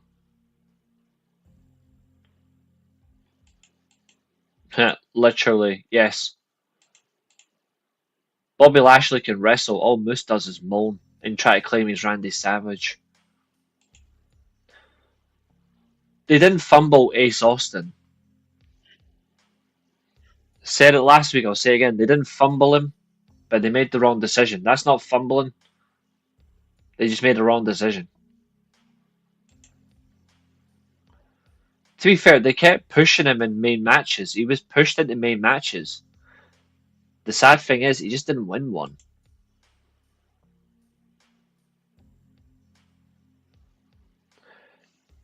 I guarantee you that Santino's going to lose it Against All Odds. Robert Stone is going to become Director of Authority.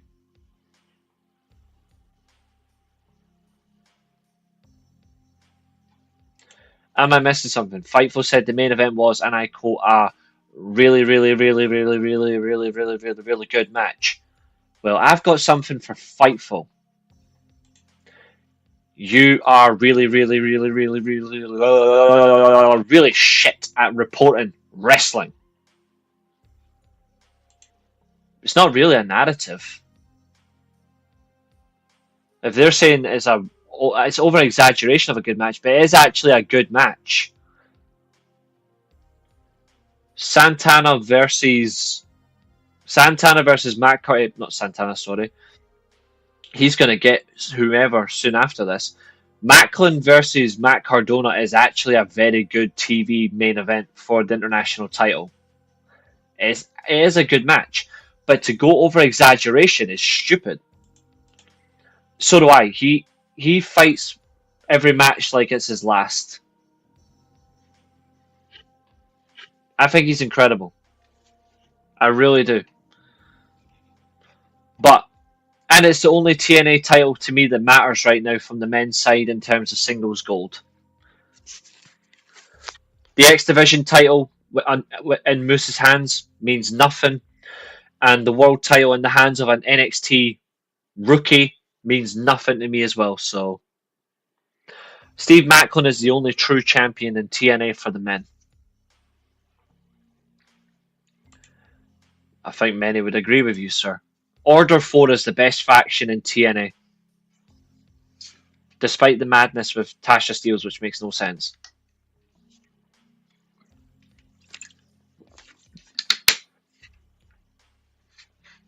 I think for now, Ace Austin is going to do some indie stuff. He is signed to MLP for a match. He is going to MLP for a match. Thank you, sir. I mean, if you look at it, Moose is Dipstick. Eddie Edwards is Tinky Winky. The Talking Squirrel is Lala. and fucking Brian Myers as Paul. Where is the Maple Leaf Pro Show anyway? Location wise, I will check for you. Because I will be. Oh, wow. Wow, wow, wow. Ladies and gentlemen, I do actually have some very sad news to report. Does anyone remember the TV show MASH?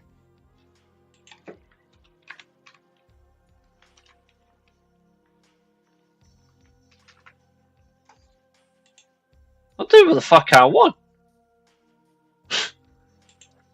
MLW is Major League Wrestling. MLP is Maple Leaf Wrestling. That's what he's talking about. But does anyone remember the TV show MASH?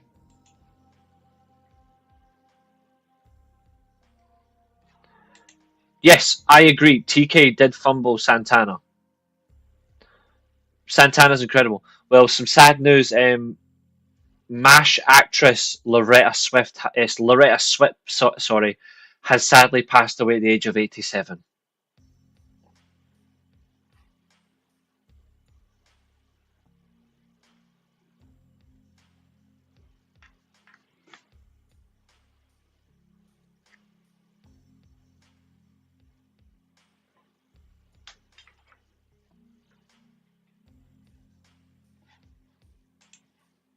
That is correct. I am going to review this show, by the way, and I'm going to preview it as well. So I'm just going to double check everything for it.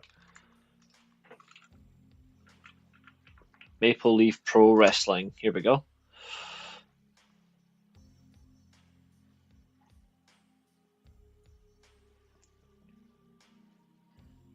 Let me see.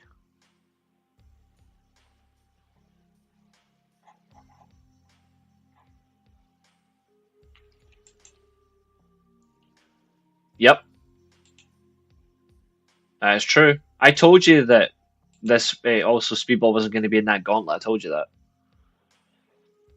Ooh. Ace Austin announced for the 2025 Rev Pro British J-Cup tournament. Oh, yes. Yeah, I told you that he was going to win this. And he did.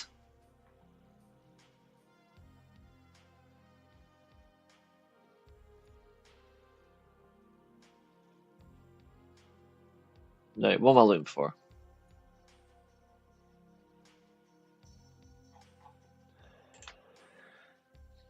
But yes, so this is it here. So July 5th, MLP Resurrection NWA World's Heavyweight Champion Tom Latimer defends against Matt Cardona. So there we go. So it's, I just need to find it's in Montreal, the Colisée de Laval. So, and to know anyone that doesn't speak French, the Laval Coliseum. Let's have a look. The Colisée de Laval. Let's check its. I want to see what its capacity is. They shouldn't. They shouldn't, in my opinion.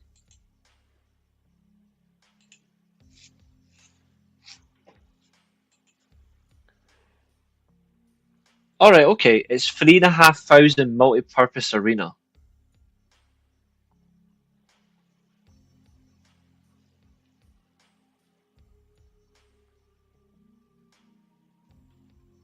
It's been open since 1954. Okay.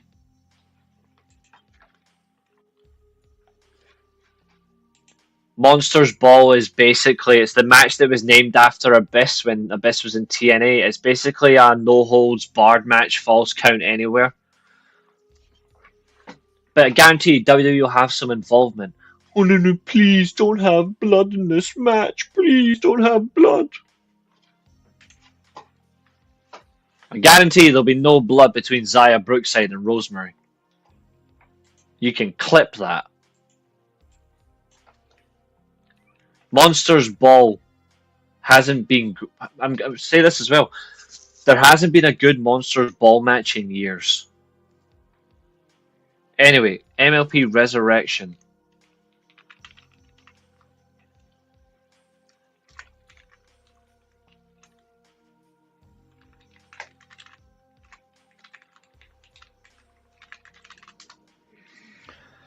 Cardona with the NW belt might get me to run it back. Tom probably isn't even a bad champ. He isn't actually a bad champion. He's been doing quite well for the promotion. I think the problem is NWA keep relying on very old talent.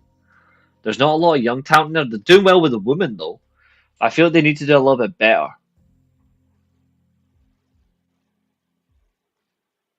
But yeah, July 5th is this show.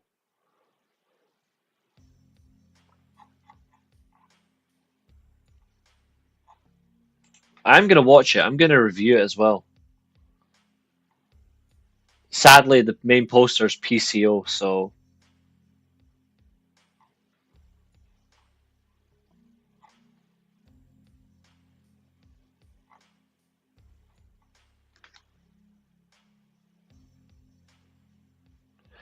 I still think it's funny that this literally says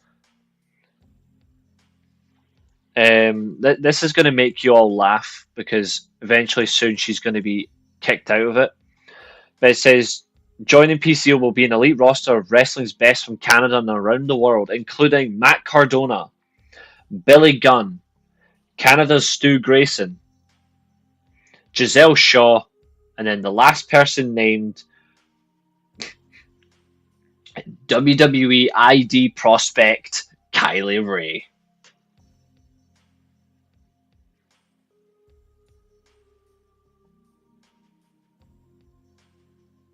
Ladies and gentlemen, what is not Kylie Ray? Michael Oku is still Rev Pro. He's not signed to AEW.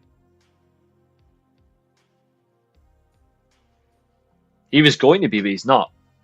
But he'll do like the odd show with them in the UK, etc. if he's called in. But he's Rev Pro.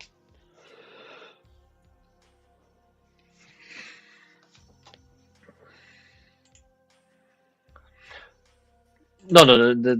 That's true. She ain't Canadian, but that's not what I was looking for. It's the humor that she's a prospect when she's ancient. And she cannot keep her mouth shut about Chris Jericho. Kylie Ray is the biggest excuse for a woman in wrestling. And I don't mean that disrespect to women. I mean just as her in general. She's a disgrace to professional women's wrestlers because all she does is moan when nothing goes her way.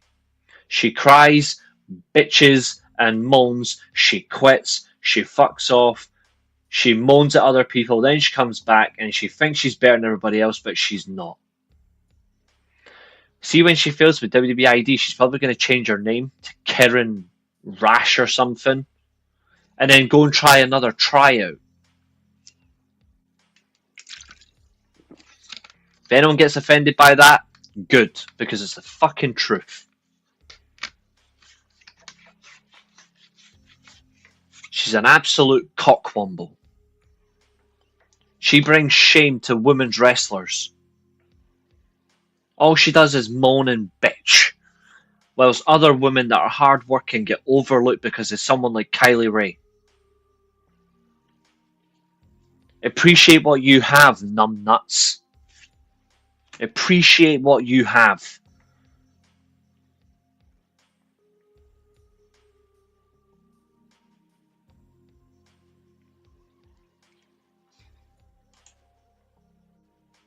Yeah.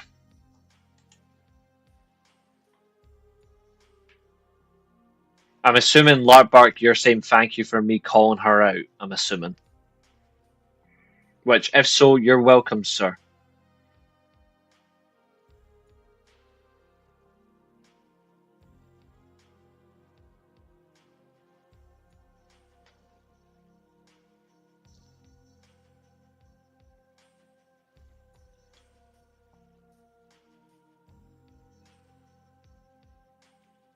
Ah, right, okay.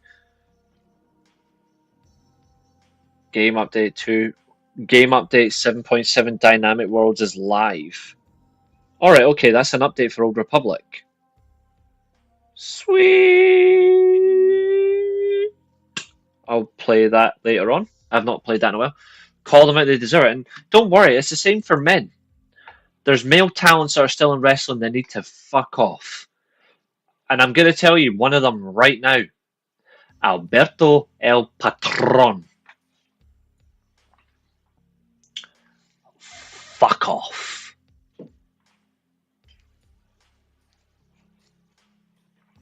You slimy, horrible excuse for a pro wrestler.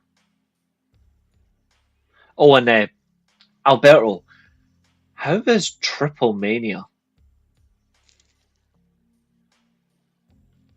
Thanks, WWE. That's the only time I'll say thanks for a spoil, even though it's a shame for Triple Mania.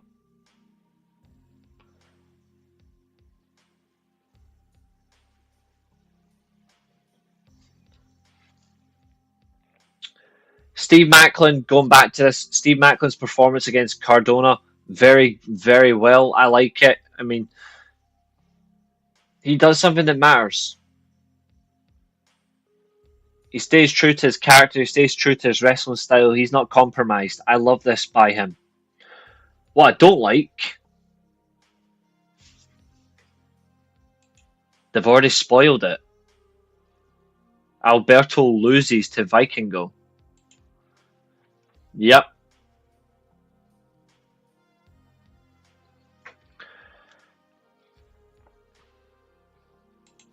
Yo, Sean, how you doing, bud? You can clearly see as well the scar on Macklin's head after the dog collar match. That was a fucking brutal match. Matt Cardona hits an unprettier, gets a 2 count. Even funnier was the fact there was a Chelsea's better chant. Like, that actually happened. He gets his running boot that he likes to do twice, gets countered. I mean, it's their biggest show of the year, so there's a big hint. Nah, he won't buy them back, Sean. Massive hint. Macklin wins, but before this, he has to speak to Tommy Dreamer.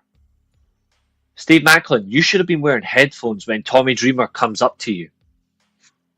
That guy is a fool. Next time Tommy Dreamer comes up to you, go off script, put headphones on.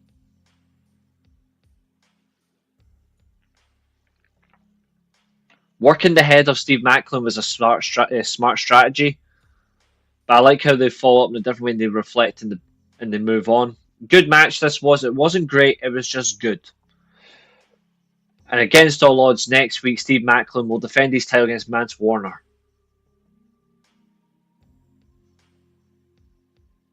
Oh dear. But Matt Cardona walks into TNA every so often and he gets given title shots. What is this?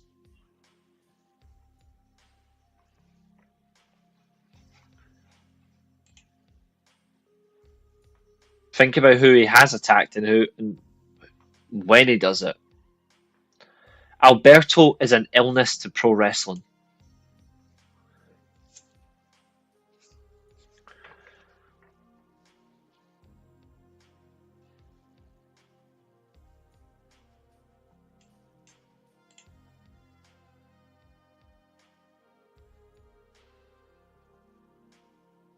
Mike Santana, as the show ends with him. That's right, it was today. I'm eager to see how this one goes. I really do. Because his name is John Cena. Shite. Aye, Chelsea Green, I mean. Yes, he is. Show ends, of course, with the outro video that was intended as Mike Santana leaving the building. He vows to live up to his word and win back the world title when he meets Trick Williams in NXT. Well, let me just confirm this in the best way possible, Mike, because WWE are high praising you after not noticing you for so long that automatically they're now praising you, sir. Um, I will be surprised if Mike Santana wins the championship on Tuesday. They should have just done an impromptu match last night and just had him take the title off that prick. Oh, Santana beats Damian Priest with one eye shut and one arm tied behind his back. He's only a draw in Mexico because Mexicans have to watch him. I feel sorry for him. Hey, not him. I feel sorry for them.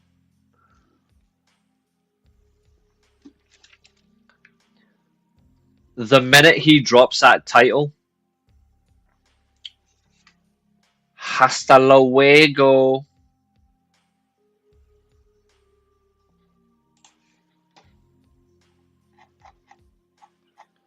Okay, positives for this week's TNA. Steve Macklin in a main event, brilliant. The only championship that matters, main event in the titles, main event in the show, brilliant.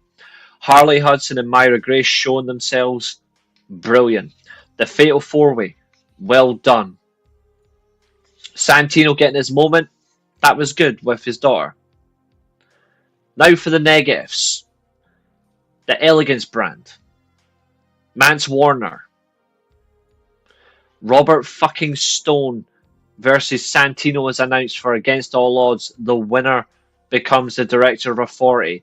Another negative. Jimmy Corderas refereeing another bloody match. Another negative. Victoria Crawford. Another negative. Oh yeah. There was 3 lots of Ash by Elegance on this show. 3 times too many. Fix up. Get that fucking company away from you, TNA. Please. I want to see Santana versus Billy or Santana versus Speedball. Oh, he's had them. He's had them, to be fair.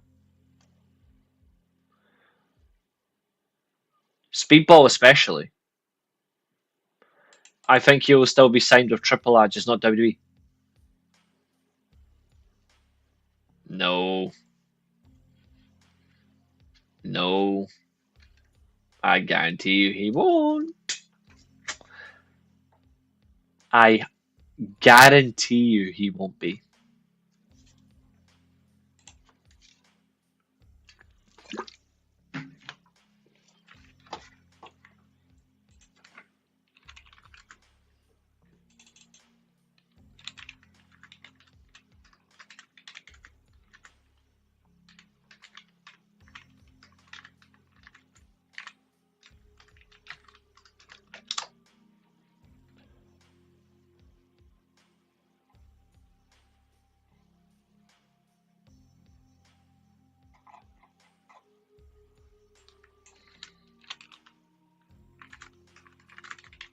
Actually, maybe we didn't get them after all. Oh, wait, there it is. I knew I've seen it before. 2 years ago, Warrior Wrestling. Mike Santana versus Speedball Mike Bailey. Road to Warrior Wrestling 20. Here you go.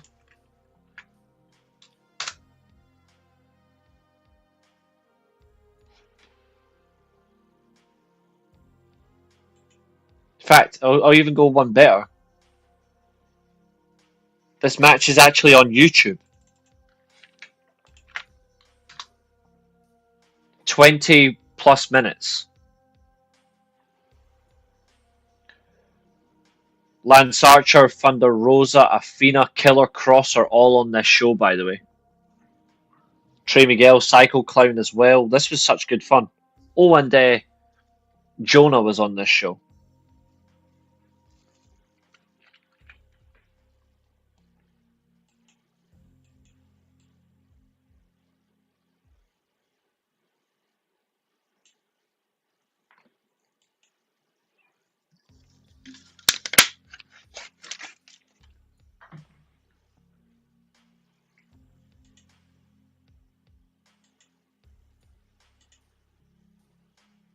Brian Cage also appeared in this show as well, which was top tier.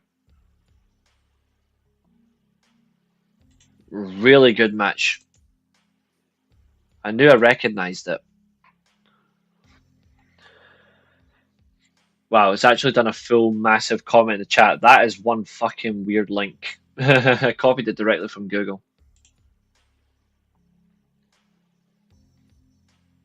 He better have his working boots on if it's his last match. He is gone. Trust me. This show is no longer sponsored by Pepsi. Say hello to Iron Brew, Scotland's finest beverage. Yeah, I've got Iron Brew in the fridge, but I thought, well, not Iron Brew. I've got Pepsi Max in the fridge. I was like, you know what? I'll just buy some Iron Brew in the home because for some reason Marks and Spencers no longer sell Pepsi Max.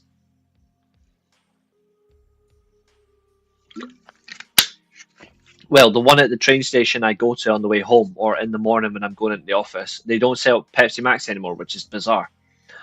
Ladies and gentlemen, before we move on to Ring of Honor, give me your closing thoughts on this week's TNA. Give me your closing thoughts before we proceed onto Stage 2. Oh, it's very bizarre.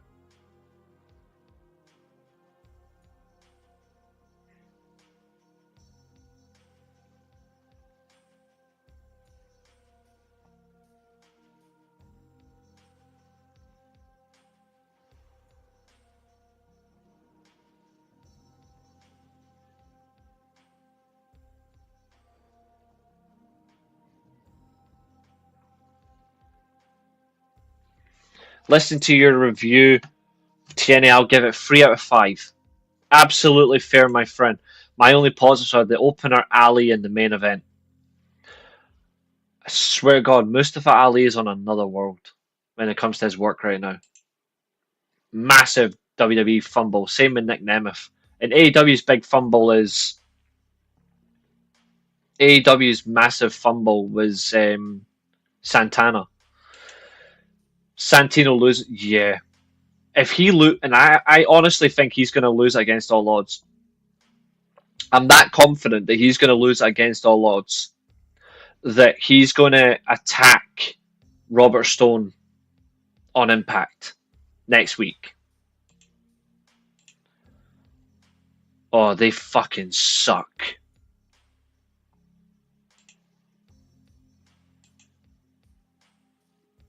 I'm going to give it a 3 as well. A 3 out of 5. Even though I don't really do much. Yeah, it was. Right. Ring of Honor. Oh, this shit is so bad. It's so bad, and it's actually fucking offensive to watch. It feels like I'm watching Vince Russo booking. Or Triple H booking as well at the same time. Right. I'm going to do a 30-second break. Actually, I'm going to do a 30-second break. And then we're going to come into the Ring of Honor. The Ring of Honor review sense. So, let's start with this.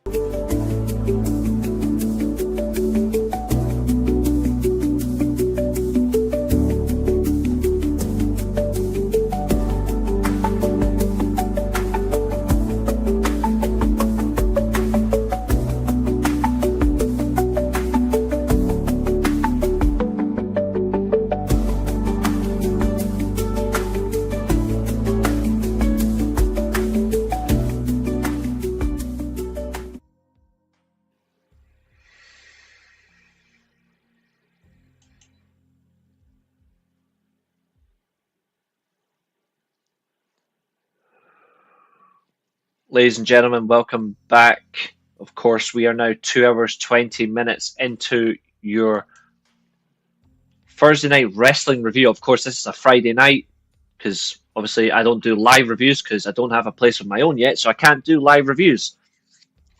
But when I eventually have my own place, hell yeah, I'll be doing live reviews and a shitload of watch-alongs. Just a heads up. So, Ring of Honor Long story short, which company had the better of the 2 weeks? Ring of Honor. Ring of Honor by far had the better week this week out of the two shows. Unfortunately, um, your least favorite faction and mine are on this card. On this show, for the first time since 2014, we have Rhino teaming up with Hologram, taking on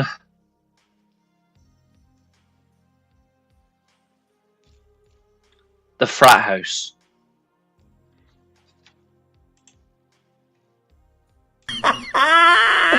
Oh god.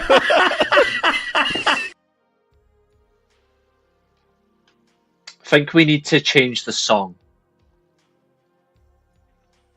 I think we need to play a different song for this one. So let's bring in a very old friend.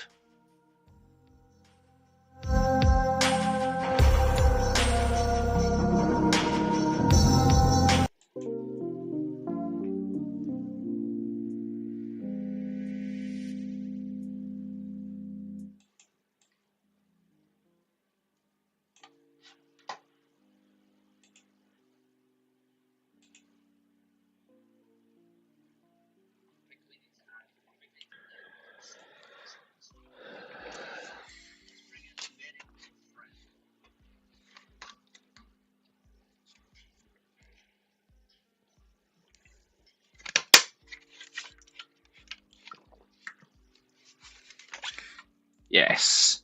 Okay, ladies and gentlemen, to Ring of Honor and opening statements regarding the show, opening thoughts and feelings.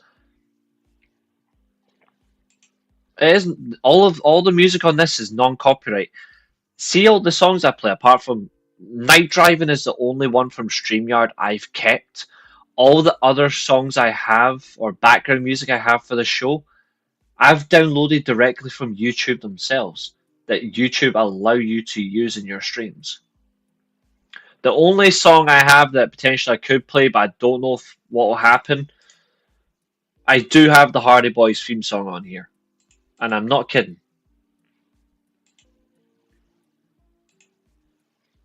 But I'm going to add some more. I'm looking at getting a new intro video, like not in a bad way. I just want to add little things to it, tweak it a little bit. I want to change the ending. I just want some enjoyment with you guys to the fullest.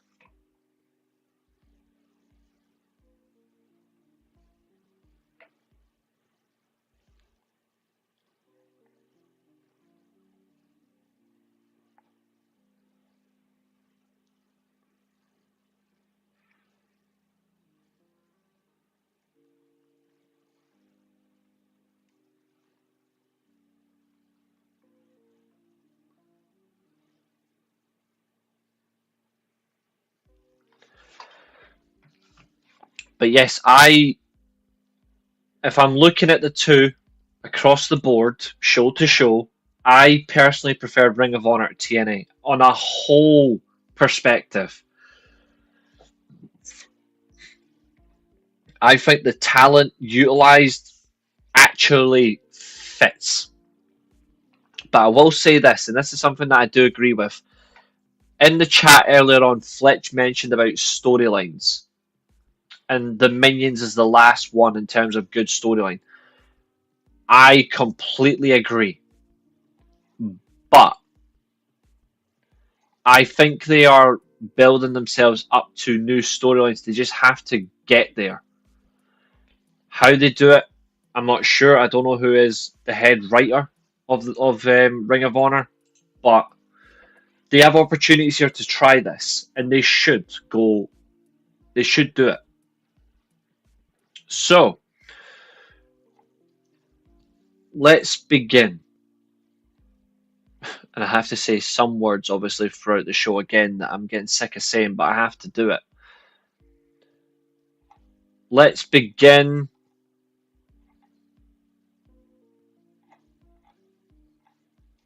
with the opening match Yes, I have. I am looking to get a lot added. There's some things I really want to add. Like, see if I was allowed to play in the background.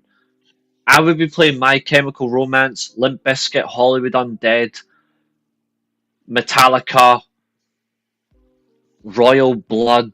I would be playing them all in the background if it was possible. Sadly, it's not. Like, see if I was able to. I would love to play the song from the intro video all stream. It'd be perfect, but I can't. I'm gonna look over the weekend to try find some new additions. Gonna add them in, and we're gonna do something fun. Anyway, the show opens with women's action. La Catalina from CMLL defeated Trish Adora. Simply put, wow. Um, this has been a very, very good match. Now, La Catalina, directly from CMLL, utilize her in the best way. They are doing something right with her. Like, she's doing really well in CMLL. Where's Kira Hogan? I'm not actually sure. I don't know if she's injured or if she's taking a break. I'm not 100% sure, but in the meantime, this is still a good talent to take your mind off it. I really do recommend looking at La Catalina. She's really impressive. This actually, they give them a lot of time as well. Look at the opponents that they get, like the opportunities available. Like Trisha Dora has beaten the likes of Taya Valkyrie recently, Harley Cameron. She's beaten like Rachel Ellering, who's actually so underrated that I can't even say much.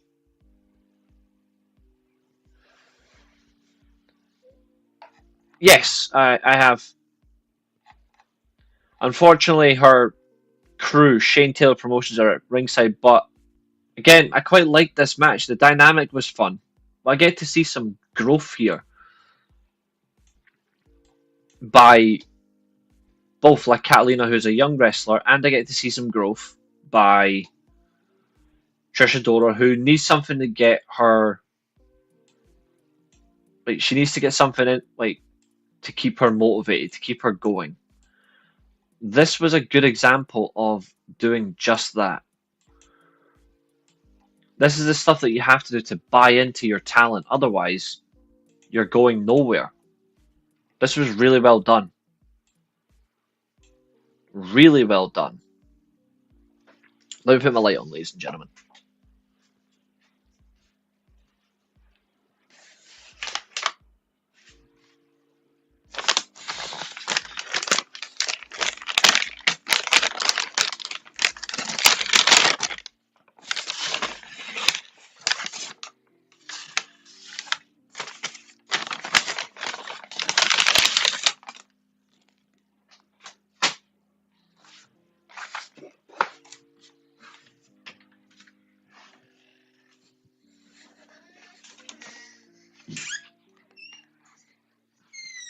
You know what, these no?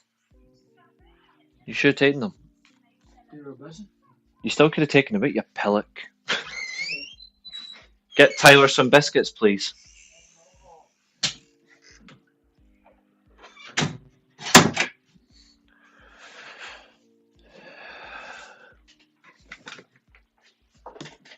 Solid indeed, Maria. I agree. Solid indeed. I also really like the electric chair that Catalina uses. Like, really, really good. And there you got the frog splash as well. Really, really good move. I enjoyed this. Ty Valkyrie joins from the back. Let us know she's the impending women's pure. She's going to win the women's pure tournament. She's the main character. She's not the head. She said that she was the headline, not the conversation. Simply put, if Taya Valkyrie wins this tournament, then the title's already lost its meaning. There should only be one winner of the pure tournament. The chair was a fun move indeed. The electric chair is always a good move to use, especially if it's like an electric chair driver or electric chair buster. There's so many moves I like from the electric chair that's just so cool. Are you excited for the next TNA pay-per-view? Apart from two stupid matches, I think it looks good, but it depends on how the show goes. I'll wait and see. Up next, we have Ty Valkyrie is the wrong choice. The right choice is Deonna Purrazzo, and I'm hoping she changes her gimmick to the historian of pro wrestling. I'm going to keep saying it every night. Up next, we have men's singles action. Lance Archer up against Diego Hill. I'm sure he ran up one and came tumbling back down. He returns to Ring of Honor for the first time since beating up Crowbar last month, which is not a bad shot. Archer gets caught very quickly in this match. He does start to bleed. And I love what he says. He quotes the Dodgeball movie.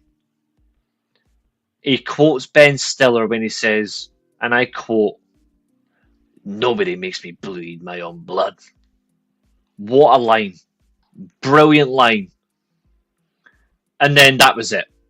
After that, it was all Lance Archer. Diego Hill got absolutely murdered. And the blackout, that needs to... I love the name of the... I love the fact that blackout is the name of the move. But I think he might need to start changing it to something else. Like, even the fact that he put him out in a reverse crab, he still hit him with a blackout. He didn't care. He won by submission. Then he went, "No, fuck you. You're getting hurt even more." Here we go. That's not dodge, dip, duck, dive, and dodge. You know what? See, just for you guys, fuck it. We're gonna play it.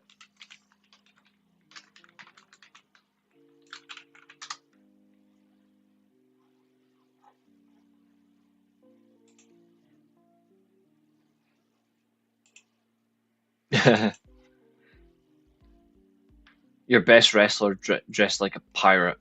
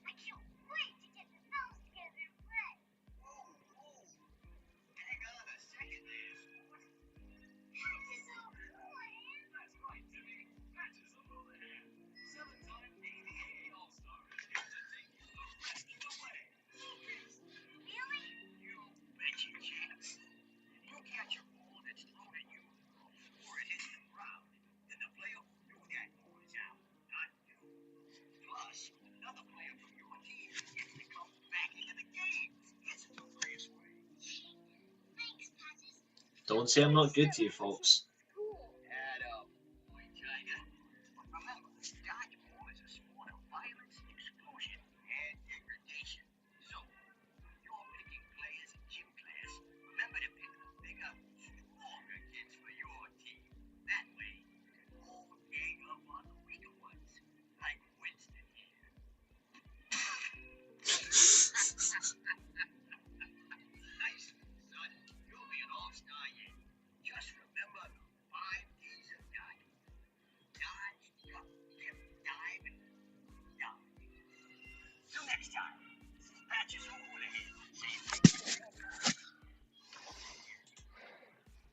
Such a funny fucking line.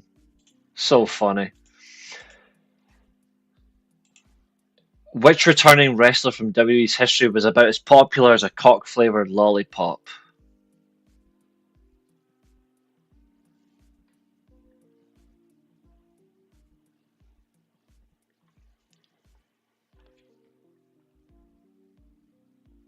Kane.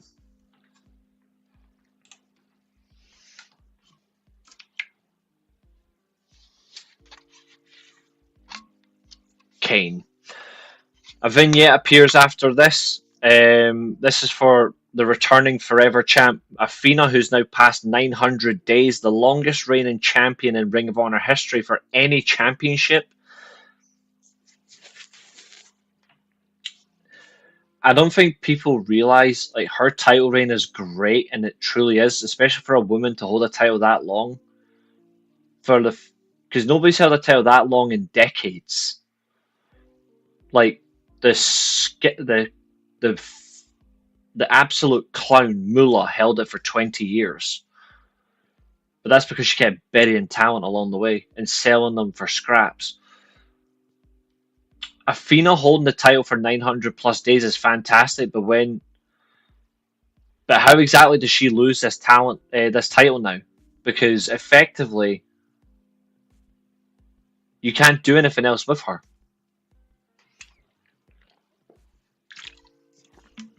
I say that truthfully, you can't.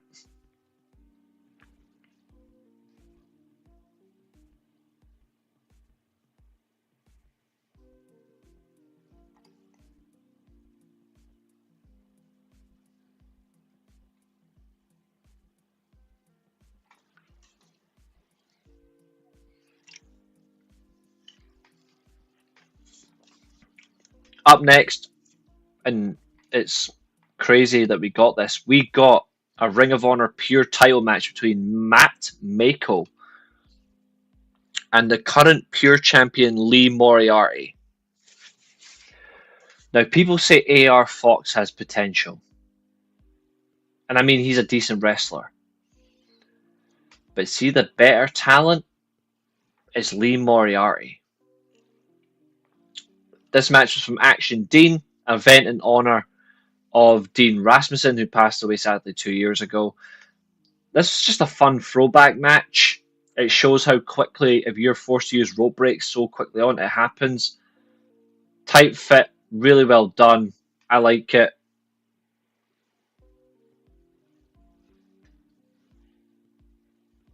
We got a really good strength of match here. This was the best match of the show. Like, hands down, it was the best match. Lee Moriarty being forced to use all his rope breaks early shows how serious the challenger was booked.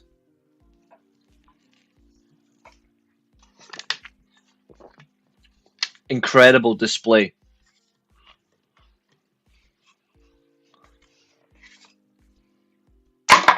All 6 available rope breaks, 3 each, were used. Lee Moriarty would win the match with a Border City stretch.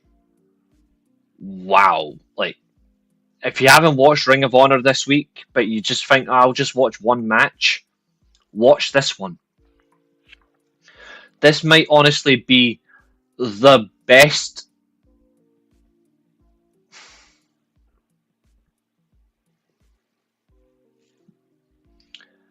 It might be the best TV title match of the week that goes less than 15 minutes.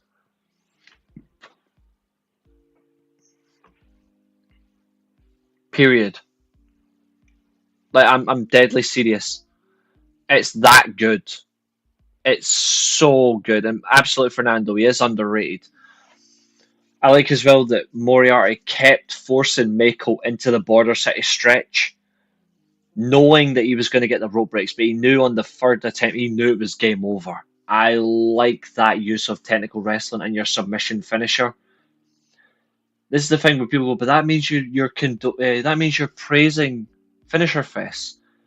No, I rate the fact that you're using it as a strategy. Totally different.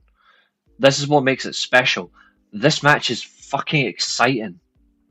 If I was allowed, if I had a overlay, if I was able to share my screen with an overlay, I would play this match for everybody.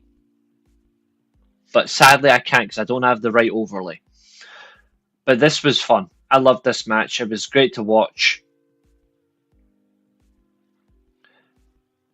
Up next is another match from Action Dean 2, a Terreno Cybernetico match, which is basically a 10-man masked match, and it was an elimination rules. You have Blue Panther, Hologram, Neon, Valiente, and Virus defeats Averno, Dr. Cerebro, Euphoria, Volador Jr., keep an eye out for him, and Zelua. So these are two pre-taped matches from another event that are on display, because obviously Hologram's in the main event with Rhino. I swear to God, if you've not watched this match either, go and do it. It's just wild that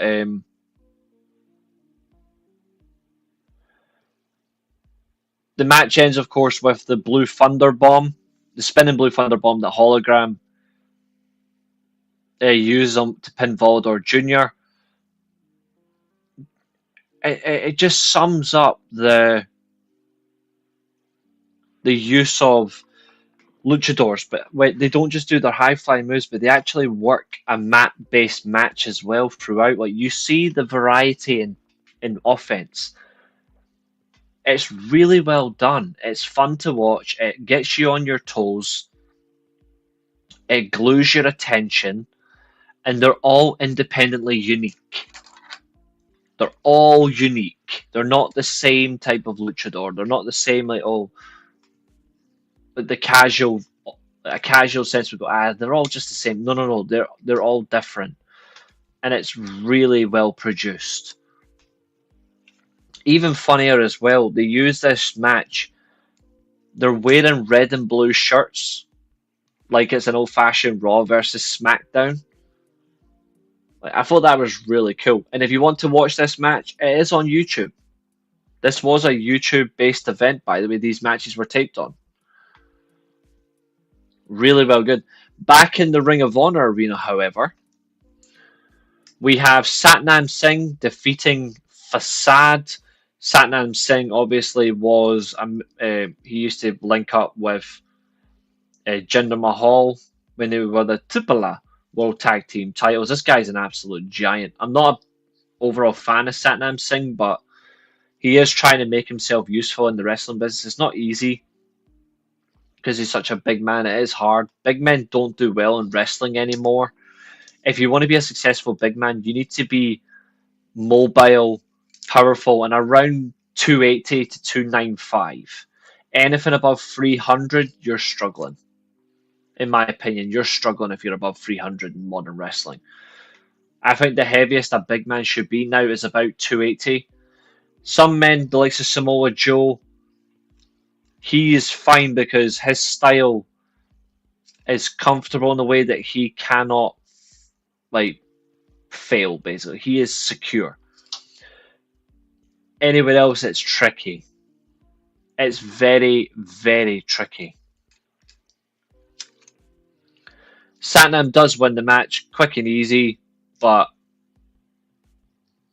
it's there. If it's something you like about big men, give it a watch. I personally didn't think much of it.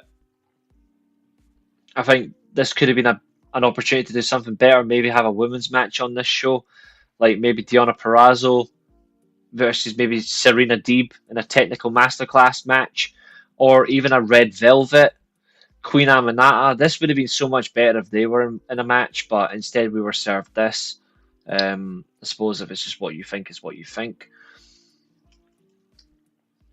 Main event, Ring of Honor debut for Hologram, which is wild. It's his second appearance on Ring of Honor, but it's his, in general, but it's his debut in terms of a match. He is teaming with the one and only Rhino.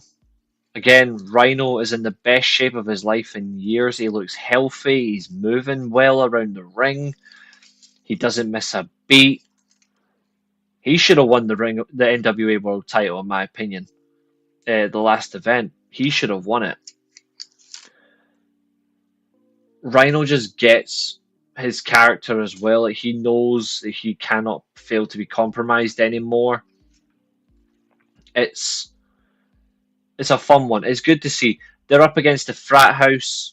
Again, we think they should change their name to like the Fraternity, etc., or anything else we can think of that's impressive. Drop it.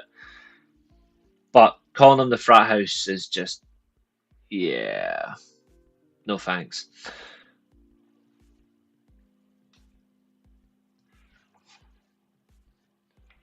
The match begins with the lighter of the two, Garrison and Hologram. Very fast moving link up at the start. We get a lot of back and forth flurries. We get a lot of headlocks, but it doesn't really last long. The slickness and the swift agility of Hologram shows here. Garrison tags in Carter, his impervious tag team partner. They jump Hologram from behind, but get at least a mistake. It leads to the tag in of the former NWA and ECW World Champion. He comes in and simply beats the crap out of Carter, and then he beats the crap out of Vance and Jameson. This simply was exciting. This is fun to watch, and if you want to give it a shot, go and watch it. It's a good laugh in the best way. The match ends with Garrison trying to use the pledge paddle on Rhino. This fails spectacularly, and he's a gore. The best spear in wrestling. This was, again, solid main event tag match. Even though Rhino's in good shape and he moves well, it protects Rhino. Remember, Rhino is an older talent. He isn't expected to go over the odds in terms of match pace. You can't expect him to go crazy for how much time he works. This was good. Putting him in multi-man matches or with a faster talent that can keep him going protects him. It's a solid wrestling match that lives up to what it needs to be. There's actually nothing from Ring of Honor I can critique. Ring of Honor had an excellent show. Could there be more women's matches like this amazing talent behind me on the card? Yes. But what did we get from it in terms of wrestling? Exciting from start to finish. The opener, the main event, the use of the tribute matches for Dean Rasmussen from the Action Dean event. Whoever booked this show, well done. That was truly entertaining. It was good. I liked it. And they don't use a lot of TV time, but they make most of it.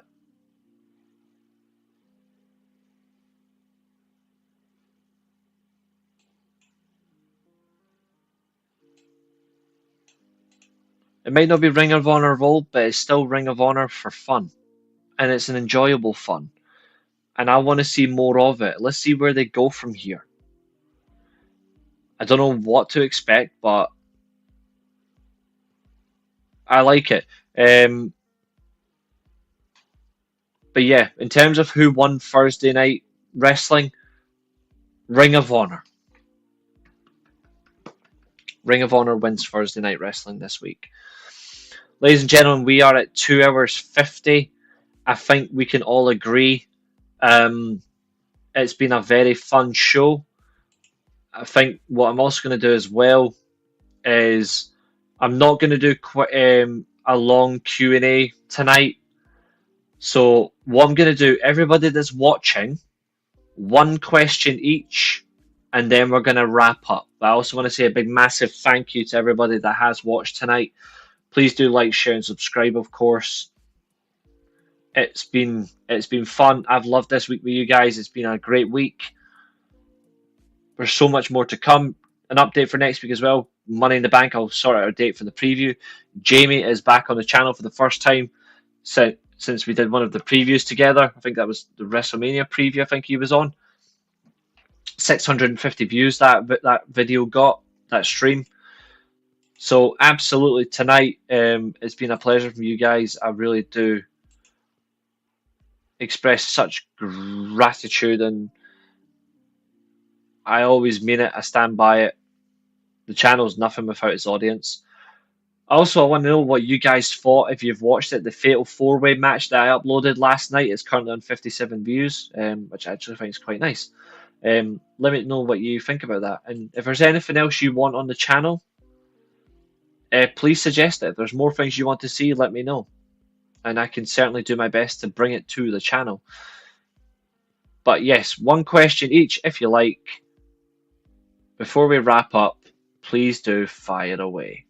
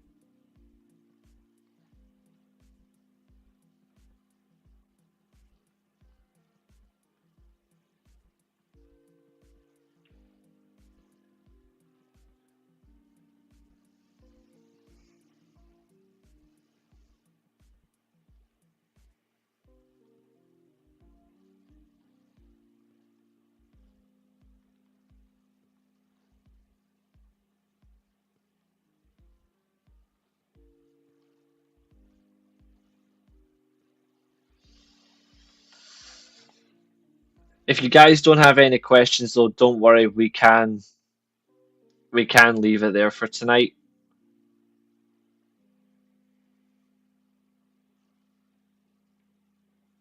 But either way, I've really enjoyed tonight's show. It's been fun. I honestly enjoy doing these streams with you guys, even if it's on my own on screen, or if I've got someone with me. I enjoy it all. I enjoy what I get from this. I enjoy what I get from you guys.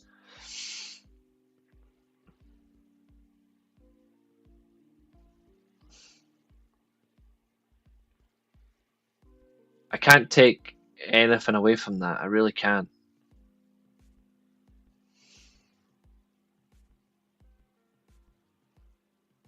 But I think tomorrow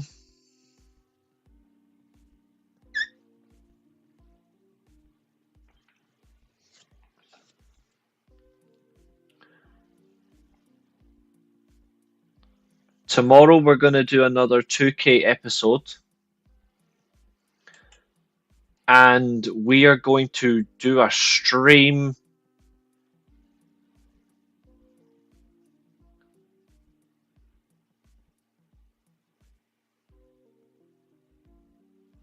and I've decided that what we're going to do is Kurt Angle will get to destroy anybody that the chat picks. We'll call it the Kurt Angle the Kurt Angle. What will we call it?